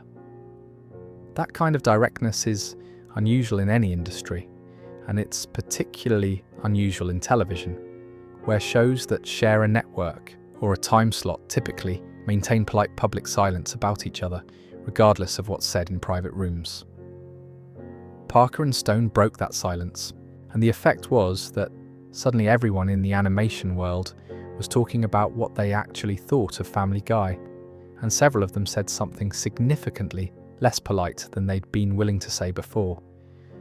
For what it's worth, MacFarlane has been asked about Parker and Stone in various interviews over the years, and his tone has been remarkably consistent. Mild amusement at the feud, genuine appreciation for South Park as a piece of work, and repeated bafflement at the personal intensity of the thing. He's never responded in kind, never used a Family Guy episode to make a sustained direct attack on South Park the way Cartoon Wars attacked Family Guy. The quiet, spies reminiscent of Us response in 2009 was as pointed as he got, and it was pretty gentle by comparison. Whether that restraint reflects confidence, indifference, or just a different approach to industry feuds, I genuinely can't say. Probably some combination of all three. Carol Burnett is not the kind of person you'd expect to find in a legal dispute with Family Guy. She spent 11 years hosting one of the most beloved variety shows in the history of American television. The Carol Burnett Show ran from 1967 to 1978 and won dozens of Emmy Awards. She was known for her warmth, her generosity toward her cast, her genuine love for the audience that tuned in each week. And she ended every single episode by tugging her ear. It was a small gesture, personal and private in origin. She'd started doing it to send a silent signal to her grandmother, who watched from home and knew what it meant. "Good night, I love you," something like that. The two of them shared it in a language that was theirs, and then it played out on television in front of millions of people who understood that they were watching something real and tender, even if they didn't know exactly what it meant. Family Guy took that ear tug and made a joke out of it. Season 4, Episode 13. Peter visits an adult bookstore. Quagmire explains that Carol Burnett works there part-time as a janitor. Cut to a cartoon version of Burnett dressed as her famous character, the Charwoman, the cleaning lady she'd created and performed on her show, recognisable by her specific blue outfit and her mop and bucket, mopping the floor of the adult shop, surrounded by explicit products, while an altered version of the Carol Burnett Show theme plays. Then a character says that when she tugged her ear at the end of the show, she was really saying goodnight to her mum. Quagmire responds by asking what she tugged to say goodnight to her dad. That last line is the one that pushed Burnett from offended to legally active. The joke takes her grandmother, the person the ear tug was actually for, changes her to her mother, and then makes a crude sexual suggestion about what gesture Burnett might have used for her father. It turns something she considered one of the most meaningful and personal parts of her entire career into a dirty joke. In March of 2007, Burnett filed a lawsuit against 20th Century Fox seeking more than $2 million in damages. She argued that Family Guy had used her name and likeness without permission, had used the Charwoman character without permission, had used an altered version of her theme song without permission, and had violated her right to control how her image and persona appeared in commercial entertainment. Fox's defense rested entirely on one concept: parody. Under American law, parody, comedy that mocks or comments on an existing work by imitating it, is allowed to use elements of the original without asking permission. The reasoning is that parody by nature requires invoking what it's mocking. You can't parody something without referencing it. So the law gives creators room to use copyrighted material and public personas as long as what they're making is genuinely a parody of those things rather than just borrowing them for an unrelated purpose. Fox argued that placing the Charwoman in an adult bookstore was a parody of Burnett's wholesome public image. The humour depended entirely on the audience knowing who Carol Burnett was and what she stood for. Without that recognition, without the Charwoman, the theme song, the clean beloved image, the joke simply doesn't work. The collision between her reputation and the setting she'd been placed in was, Fox argued, exactly what parody is. Judge Dean Prager dismissed Burnett's lawsuit in June of 2007. He ruled the segment was protected under the First Amendment as parody.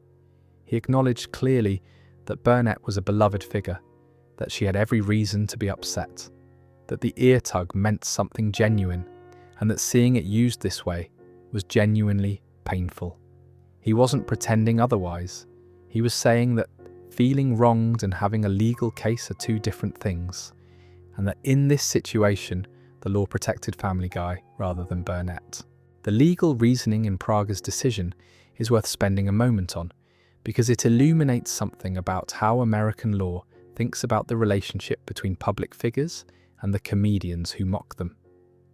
The parody doctrine essentially says that if you've built a public image, if you have become recognizable enough that your persona can be invoked in cultural conversation, then that image becomes, in a limited way, available to others to comment on. You cannot completely own your own public persona. Other people can use it, transform it, place it in contexts you would never choose, as long as what they're doing is genuinely transformative.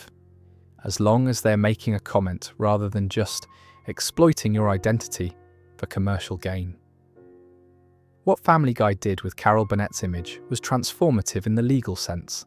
The joke only works because of the collision between who Burnett is and where she's been placed. Without her specific history, her specific associations, her specific persona, there is no joke. The charwoman in a neutral setting doing neutral things is meaningless. The joke is the contrast. And the law says that kind of contrast, using a real person's public identity as the raw material for commentary, even dark or crude commentary, is protected. This matters beyond Family Guy and Carol Burnett, because the parody doctrine is one of the few things that allows satire to exist at all in a media landscape where celebrities and corporations and public figures would often prefer complete control over how they are depicted. Without it, every caricature would require permission. Every satirical portrayal would be subject to veto by its subject. The absurdist tradition in comedy, the tradition that put Burnett in the charwoman costume in the first place, decades before Family Guy existed, depends on the freedom to transform what's familiar into something surprising, uncomfortable, or absurd. Praga's ruling was part of a body of decisions that maintains that freedom. The specific participants in the case, a much-loved entertainer and a crude animated comedy, are almost beside the point. The principle being upheld is much older than Family Guy and much more important than any individual episode. Fox added something to their defense that some observers found noteworthy. Burnett had built her own career on exactly this kind of comedy. The Carol Burnett Show regularly parodied beloved films, television shows, and public figures, placing them in unexpected or absurd contexts for laughs. There's something complicated about a comedic artist who spent decades doing a particular thing, and then found herself arguing in court that that particular thing had gone too far when applied to her. The case was over. The episode continued to air unchanged. The charwoman remained in the adult bookstore. Within months of the Burnett case being dismissed, the show was sued again, this time by the company that owned When You Wish Upon a Star, which we've already covered. And shortly after that, a third lawsuit arrived from an actor named Art Matrano, who claimed a scene in the direct-to-DVD film Stewie Griffin. The Untold Story had copied a signature comedy act he'd created. That case was eventually settled out of court in 2010 on private terms. 3 copyright and likeness lawsuits in roughly 4 years. 2 won outright on First Amendment grounds, 1 settled privately.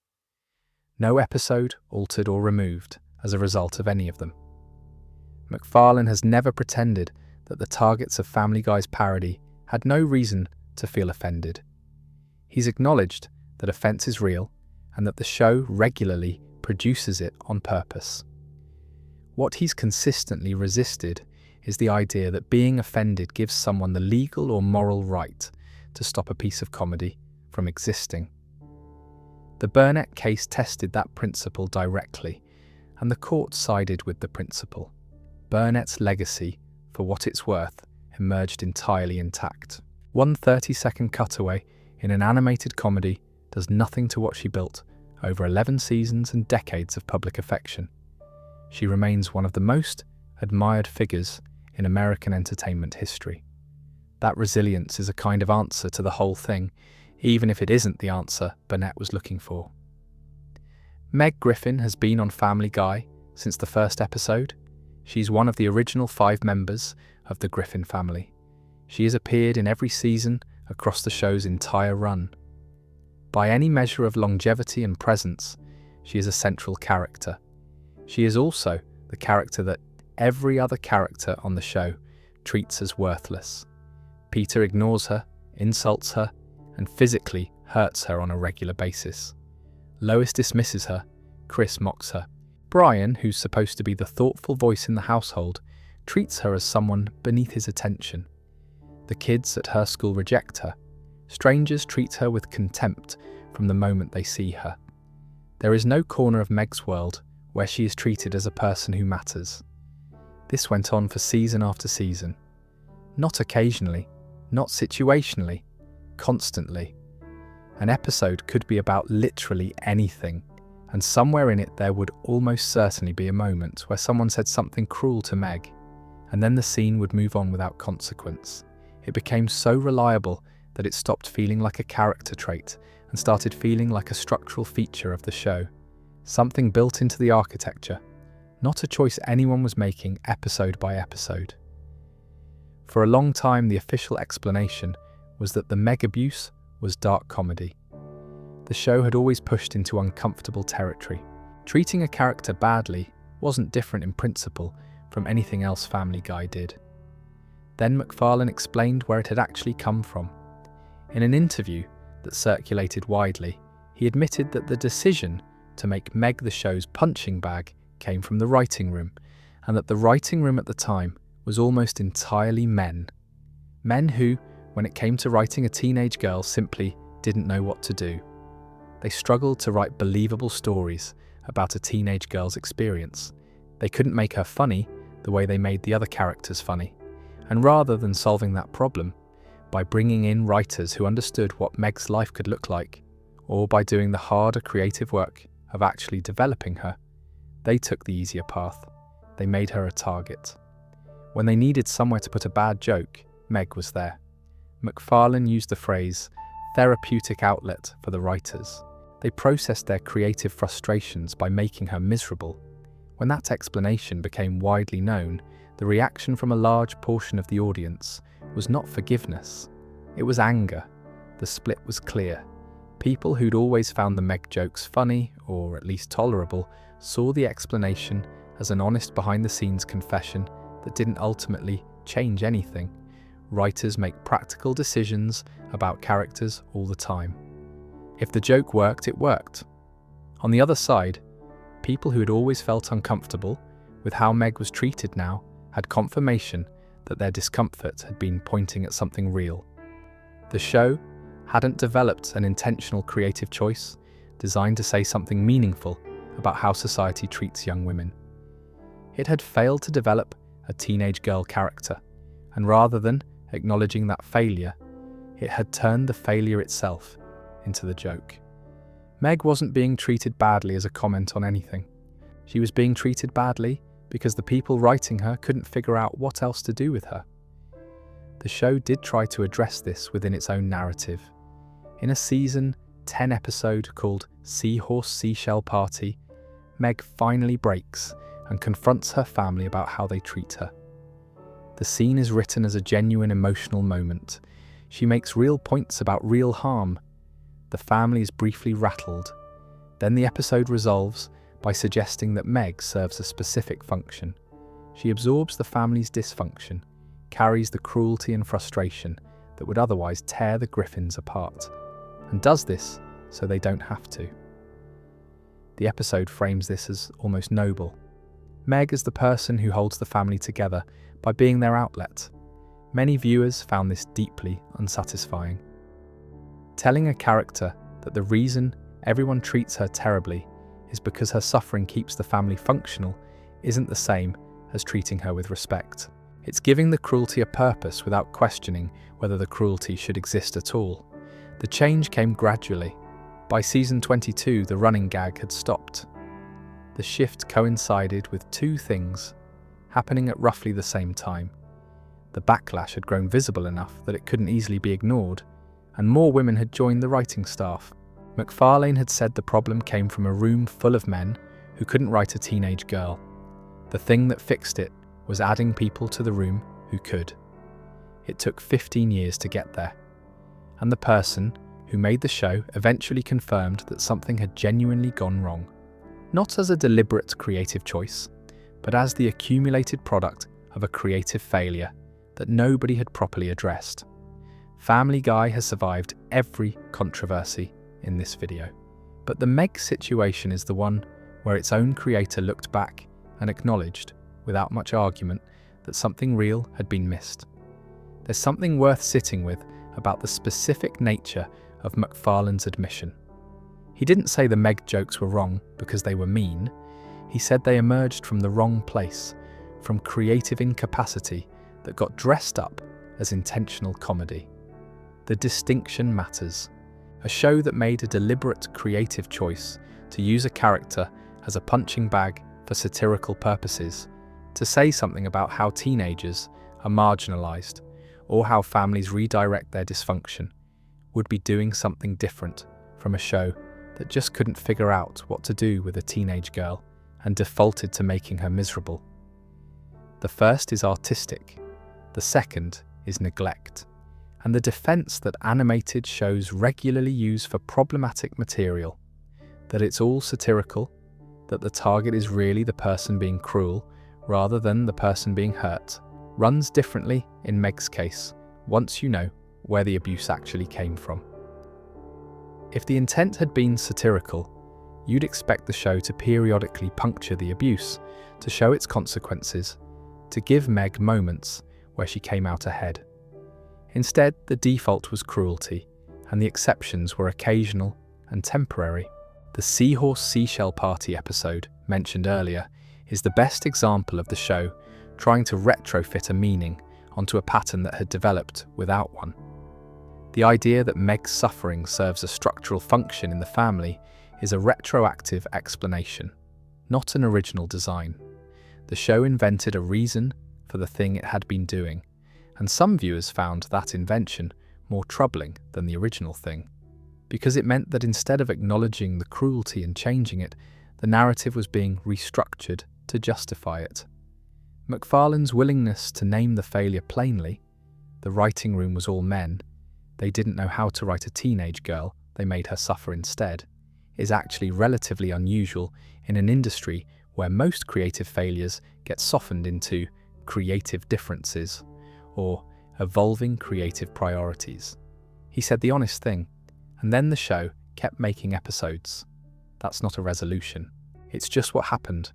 Since we've been talking about the ways Family Guy has been regulated and censored and pressured in the United States, it's worth spending a bit of time on the fact that the same show had a significantly different relationship with broadcasters in other parts of the world. Venezuela is probably the most dramatic example. In 2008, Venezuelan authorities banned Family Guy from television on the grounds that it was inappropriate for children and that it contained content promoting drug use. The specific episode that prompted the action was one involving the use of marijuana.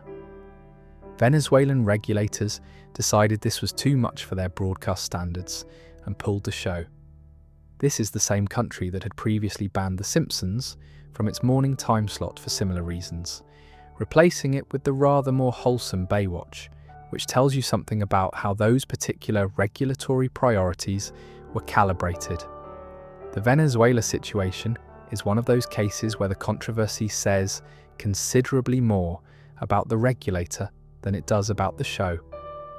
Family Guy's drug humour had been part of the programme from early on and was entirely consistent with what American and British audiences had been watching for years. The difference was that Venezuelan broadcast standards at the time had a lower threshold for that kind of material, and the government was willing to act on it. There were also quieter censorship issues in countries where the show aired, but where individual episodes were edited for broadcast. Australia, Canada, and various European broadcasters have all had episodes where specific jokes were removed or altered before transmission. These are largely undocumented in detail. Broadcasters don't typically publish their editing decisions, but the pattern is visible in side-by-side comparisons that fans have assembled over the years. The Canadian situation with When You Wish Upon a Weinstein produced its own footnote to the story. There were reports at the time that the episode was pulled from Canadian broadcast as well, or was never cleared for broadcast there. The details are murkier than the American version of the story, but the episode's troubled release history was not entirely a Fox-specific phenomenon. The other story worth adding here involves Fox's own strange relationship with the show it had cancelled twice and then revived. In the years after the revival, MacFarlane produced promotional materials for Family Guy's Emmy consideration that were, by any measure, unusual.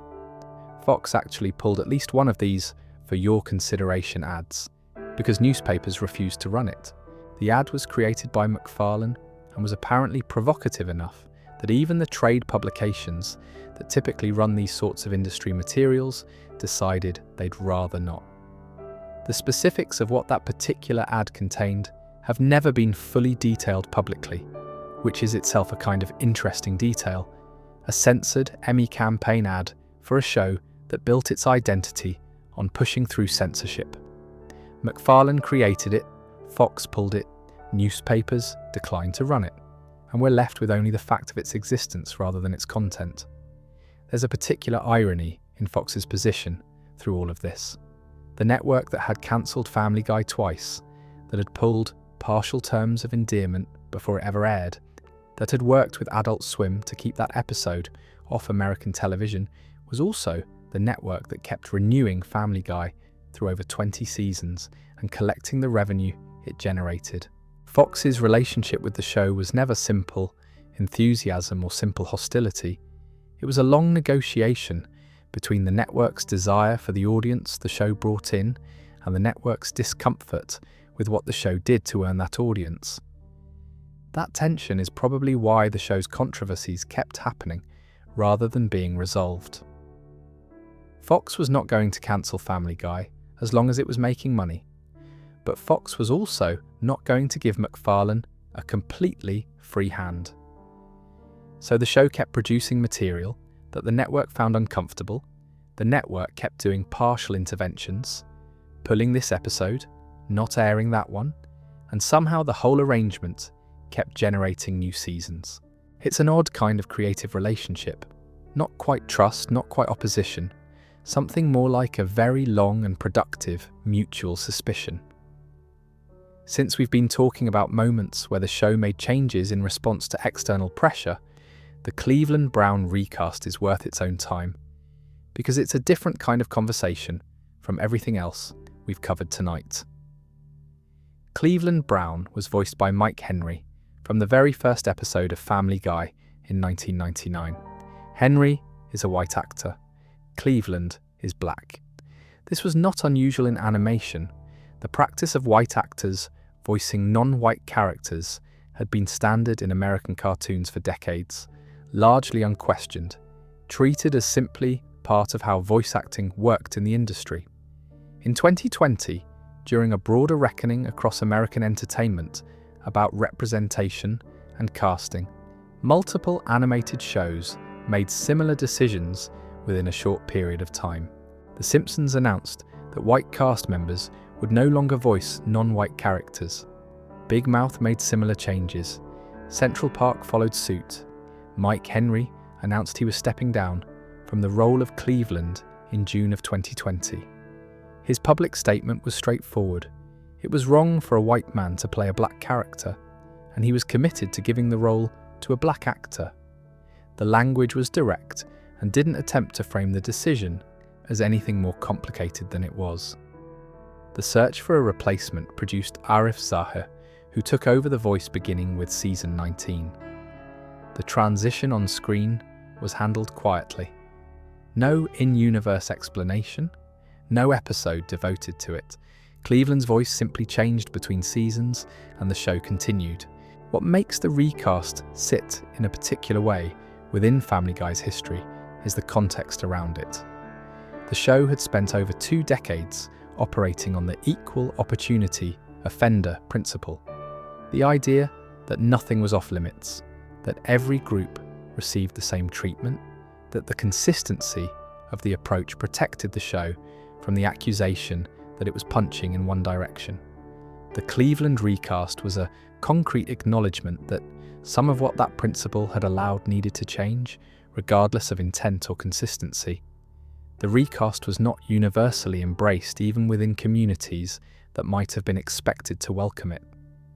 Some Black critics and viewers pointed out that recasting the voice was a surface-level response to a deeper problem, that the real question wasn't who was voicing Cleveland, but how Cleveland had been written across 20 years of episodes.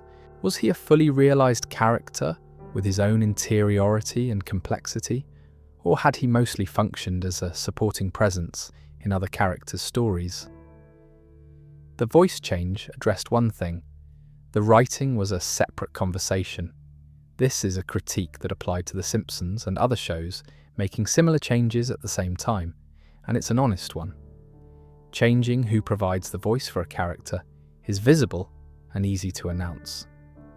Rethinking how that character has been written across years of production is slower, harder to quantify, and less obvious as a public gesture. The two things are related but not the same. The recast didn't generate the kind of controversy that some of the other things in this video did. There were people who disagreed with the decision, as there always are when these changes are made. But it resolved relatively quickly into the background of the show's ongoing production, which is perhaps the most honest measure of how significant it actually was. Cleveland's character hasn't changed. The stories told with him haven't changed in any fundamental way. The voice is different. The show continued, and in an industry that moves slowly on most things, the fact that this particular change happened as quickly and as cleanly as it did probably says something about where the broader conversation had landed by 2020. On November 24th, 2013, an episode called Life of Brian aired as part of Season 12. The setup is entirely ordinary for Family Guy. Stewie and Brian are playing street hockey outside the Griffin house. It's a comfortable, casual scene, and then a car comes around the corner and hits Brian. The family gathers around him. He says goodbye. He dies. Brian Griffin had been there since the first episode. In a show full of deliberately absurd and inconsistent characterization, Brian was the character who felt the most like a person, a talking dog who was also, somehow, the most human member of the household. He was MacFarlane's surrogate in a fairly transparent way. The writer, the aspiring novelist, the liberal intellectual, the one who thought too much and drank too much and still wanted to be taken seriously and still kept failing to quite get there. He was also, it's worth saying, voiced entirely by MacFarlane himself, which made the character feel even more personal. The fan response was extraordinary in its speed and intensity. Petitions appeared within hours. Social media moved in a way that entertainment news rarely produces. Articles appeared from outlets that didn't normally write about animated comedies. The story made real news. MacFarlane and the producers were publicly consistent. Brian was gone. They introduced a new dog character named Vinny, voiced by Tony Sirico of The Sopranos, with the clear intention that he would be a recurring presence in the show going forward. Then, 3 episodes later, Stewie used his time machine to go back and prevent Brian from being hit by the car. Brian was alive again. 3 weeks of real-world time, and the death had been reversed. The official explanation from the producers was that this had always been the plan, that the arc of Brian's death and resurrection had been mapped out before the season began, and that Stewie saving him was the intended conclusion of the storyline. Some people believe that. Others believe the scale of the fan backlash was significant enough that the timeline of events got compressed. I don't think we'll ever get a fully honest answer on this. What the episode revealed more than anything was the specific nature of the audience's attachment to Brian as a character. Family Guy had killed characters before, and would again. Recurring figures had died without the same reaction. But Brian was different. He wasn't a recurring guest. He was one of the original 5. He was in the theme song. He was in the living room. There's something interesting about why Brian specifically provoked that reaction. Other animated shows have killed major characters. South Park kills Kenny in almost every episode, or used to. The Simpsons had a period where it flirted with major character deaths. What made Brian's death land differently was that it didn't feel like a gag, and it wasn't framed as one. The episode was written and performed as a genuine emotional event. The family said goodbye to him. He had a proper death scene. The show committed to the weight of it, and then it undid it. The reversal bothered some viewers almost as much as the death itself, because it demonstrated something the show had actually been avoiding making explicit for years. That nothing in Quahog really sticks. That the consequence of any major event in this universe is temporary.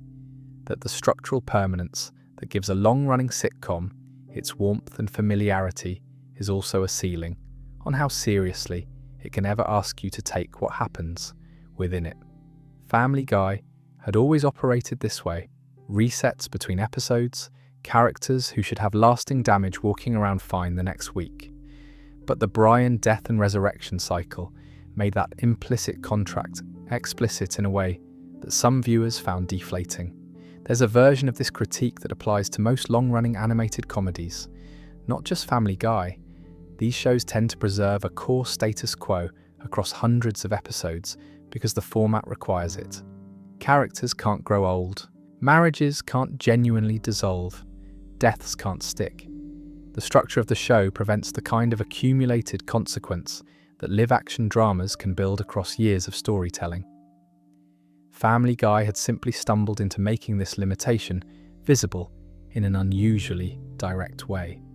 The show had tested the limits of its own shock tactics and found, perhaps to its own surprise, that there was a line, not around content or language or dark humour, but around the structural permanence of the show's central relationships.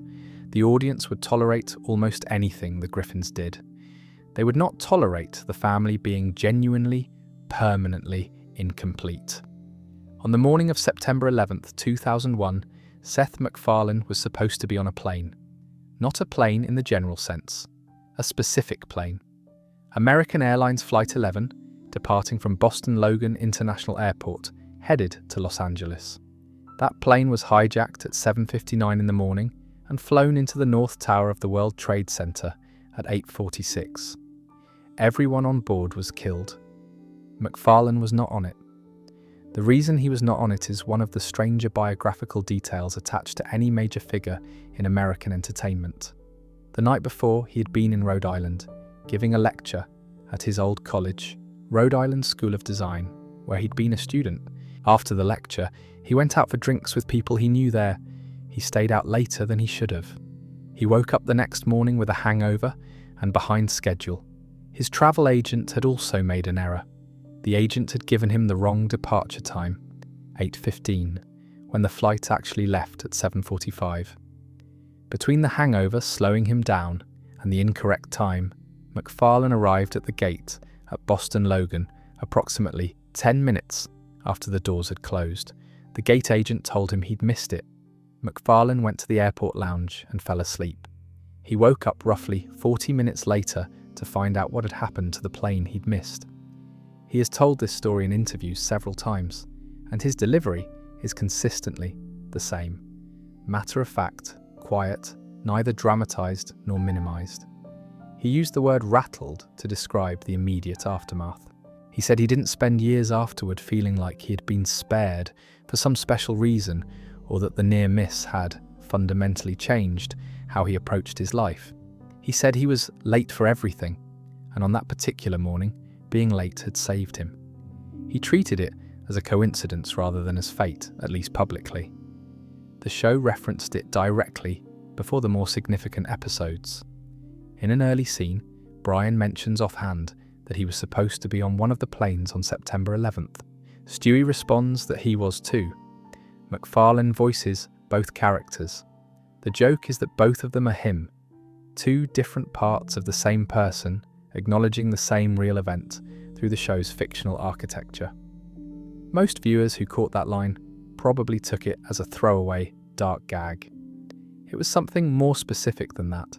The more significant engagement with September 11th came in a later episode where Brian and Stewie travel back in time and find themselves in a position to prevent the attacks. They succeed. They stop the hijackings. And then the episode shows what the world looks like without September 11th. The answer the show gives is not a simple positive. Without the national unity and collective grief that followed the attacks, America continues down a path of deepening division. The political anger building through the 1990s never gets interrupted by a shared tragedy. The country fractures further. Eventually, things get worse in ways that are specific and dark. Brian and Stewie decide the world is worse without September 11th than it was with it. They go back again and make sure the attacks happen. The episode ends with Stewie acknowledging that this would probably look bad out of context. The argument embedded in that episode is actually quite serious, and it gets underappreciated because of the context it sits in. The idea that a national tragedy can produce a unity that the absence of the tragedy would not, that collective grief functions as a kind of social adhesive, however terrible the cost to keep, is a real observation about how communities and nations process shared experience. Political scientists and historians make versions of this argument. Family Guy was making it in animated form through a time travel plot involving a baby and a talking dog, but the underlying idea is not trivial. Entertainment Weekly published a critical piece about the episode. Other outlets questioned whether Family Guy had finally gone somewhere it shouldn't. The argument wasn't primarily about the mechanics of the time travel story, it was about whether an animated comedy had any business using September 11th as the subject of a joke at all, regardless of what the joke was actually saying. There's a version of that criticism that's worth taking seriously, and a version that isn't. The version worth taking seriously is about timing and audience, who is watching, what they lost, how fresh the wound still is at any given broadcast date. Family Guy aired a September 11th time travel episode years after the attacks, but years is not decades, and for the families of people who died that morning, it is unlikely that any amount of time produces a point where animated comedy about the event feels appropriate. The version that isn't worth taking seriously is the more categorical objection, that September 11th as a subject is permanently off-limits to comedy, regardless of how the material is handled, that there exists a class of events so large and so painful that satire is simply not permitted. That position, taken seriously, would eliminate a significant portion of the most important political and social comedy ever made. Comedy has always worked in the vicinity of catastrophe. That's partly what it's for. MacLeod pushed back in an interview on Rove LA. He said the criticism was ridiculous, and he was happy to have the argument. He explained what the episode was actually doing, that the morale was about the dangers of going back and changing the past, that September 11th was the historical event whose absence created consequences rather than the target of the joke itself. He also pointed out something his critics often didn't address directly. He had been booked on one of those planes. He had missed it by 10 minutes. Whatever anyone thought about whether Family Guy should engage with September 11th, he had a personal relationship with that day that almost no one else in entertainment did. That argument has real weight and also real limits. His near miss gives him a genuine connection to the event that most people don't have. It doesn't give him ownership of it. September 11th affected thousands of families, an entire city, a country that was permanently changed by what happened. MacLeod's near miss is one story within an enormous tragedy. He seems to understand this distinction. He's never argued that the near miss gives him special permission. He's argued consistently that comedy has the right to engage with anything, that dark humour is a legitimate response to dark events, and that the specific things Family Guy did with the material were more thoughtful than critics gave them credit for. The conspiracy theory dimension of this story closes a circle that has been running quietly through this whole video. The same Alex Jones who promoted the fake turban cowboy video in 2013 had built his entire platform on September 11th, conspiracy theories. The belief that the attacks were an inside job planned by the American government. The idea that Family Guy had somehow predicted or been connected to the Boston Marathon bombing was an extension of the same thinking applied to a different event. MacLeod, who had nearly died on September 11th and had spent the following years making comedy that engaged with its legacy, found himself at the centre of a conspiracy theory being driven by someone who didn't believe the attacks had happened as documented in the first place. The strangeness of that situation is difficult to overstate. A man who missed a flight by 10 minutes, who had spent over a decade processing that near miss in part through his work, being accused, through a deliberately falsified video, of having some hidden connection to a different act of violence years later. The conspiracy theory was false and was exposed quickly, but its existence and the speed with which it spread said something about the particular cultural position Family Guy occupies. Not just as a comedy show making dark jokes, but as a show that had become significant enough that some people in some corners of the internet interpreted its references and gags as signals, rather than as humour. They weren't signals, they were jokes. Some of them good, some of them bad, some of them genuinely careless, some of them surprisingly thoughtful, made by a person who overslept, whose travel agent wrote down the wrong time, who sat down in an airport lounge and woke up to find out that the world had changed while he was sleeping. We've been through a lot of ground tonight, 25 years of it more or less. The double cancellation that produced one of the stranger comeback stories in American television. The years-long war with a pressure group that filed government complaints about a cartoon and eventually went bankrupt while the cartoon kept going.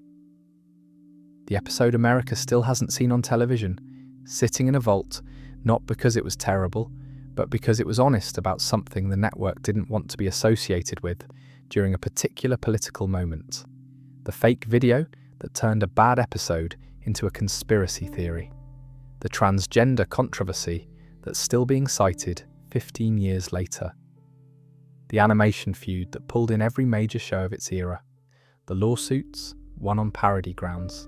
The teenage girl character the writing room couldn't figure out how to write, and eventually just made miserable instead. The recast, the death and resurrection of a talking dog that genuinely broke through to people in a way that the show's creators probably didn't fully anticipate. And the man at the centre of all of it, who missed a flight by 10 minutes in September of 2001, and who has spent the years since then making comedy about the world that flight left behind. The pattern that runs through every section of this is the same. The show absorbed the controversy and kept making episodes, every single time. Cancelled twice, fought the government, banned in its own country, sued publicly, attacked by its peers, the subject of its own creators' honest admission that something had gone genuinely wrong. And then the next season. Something I've been thinking about throughout this research is that Family Guy's survival isn't really about quality in the conventional sense. There are animated shows that were better written, more carefully constructed, more consistent in their characterization, that are no longer on the air. King of the Hill is gone. Futurama has had multiple lives, but not the continuous run Family Guy has managed. Drawn Together ended. The Critic ended.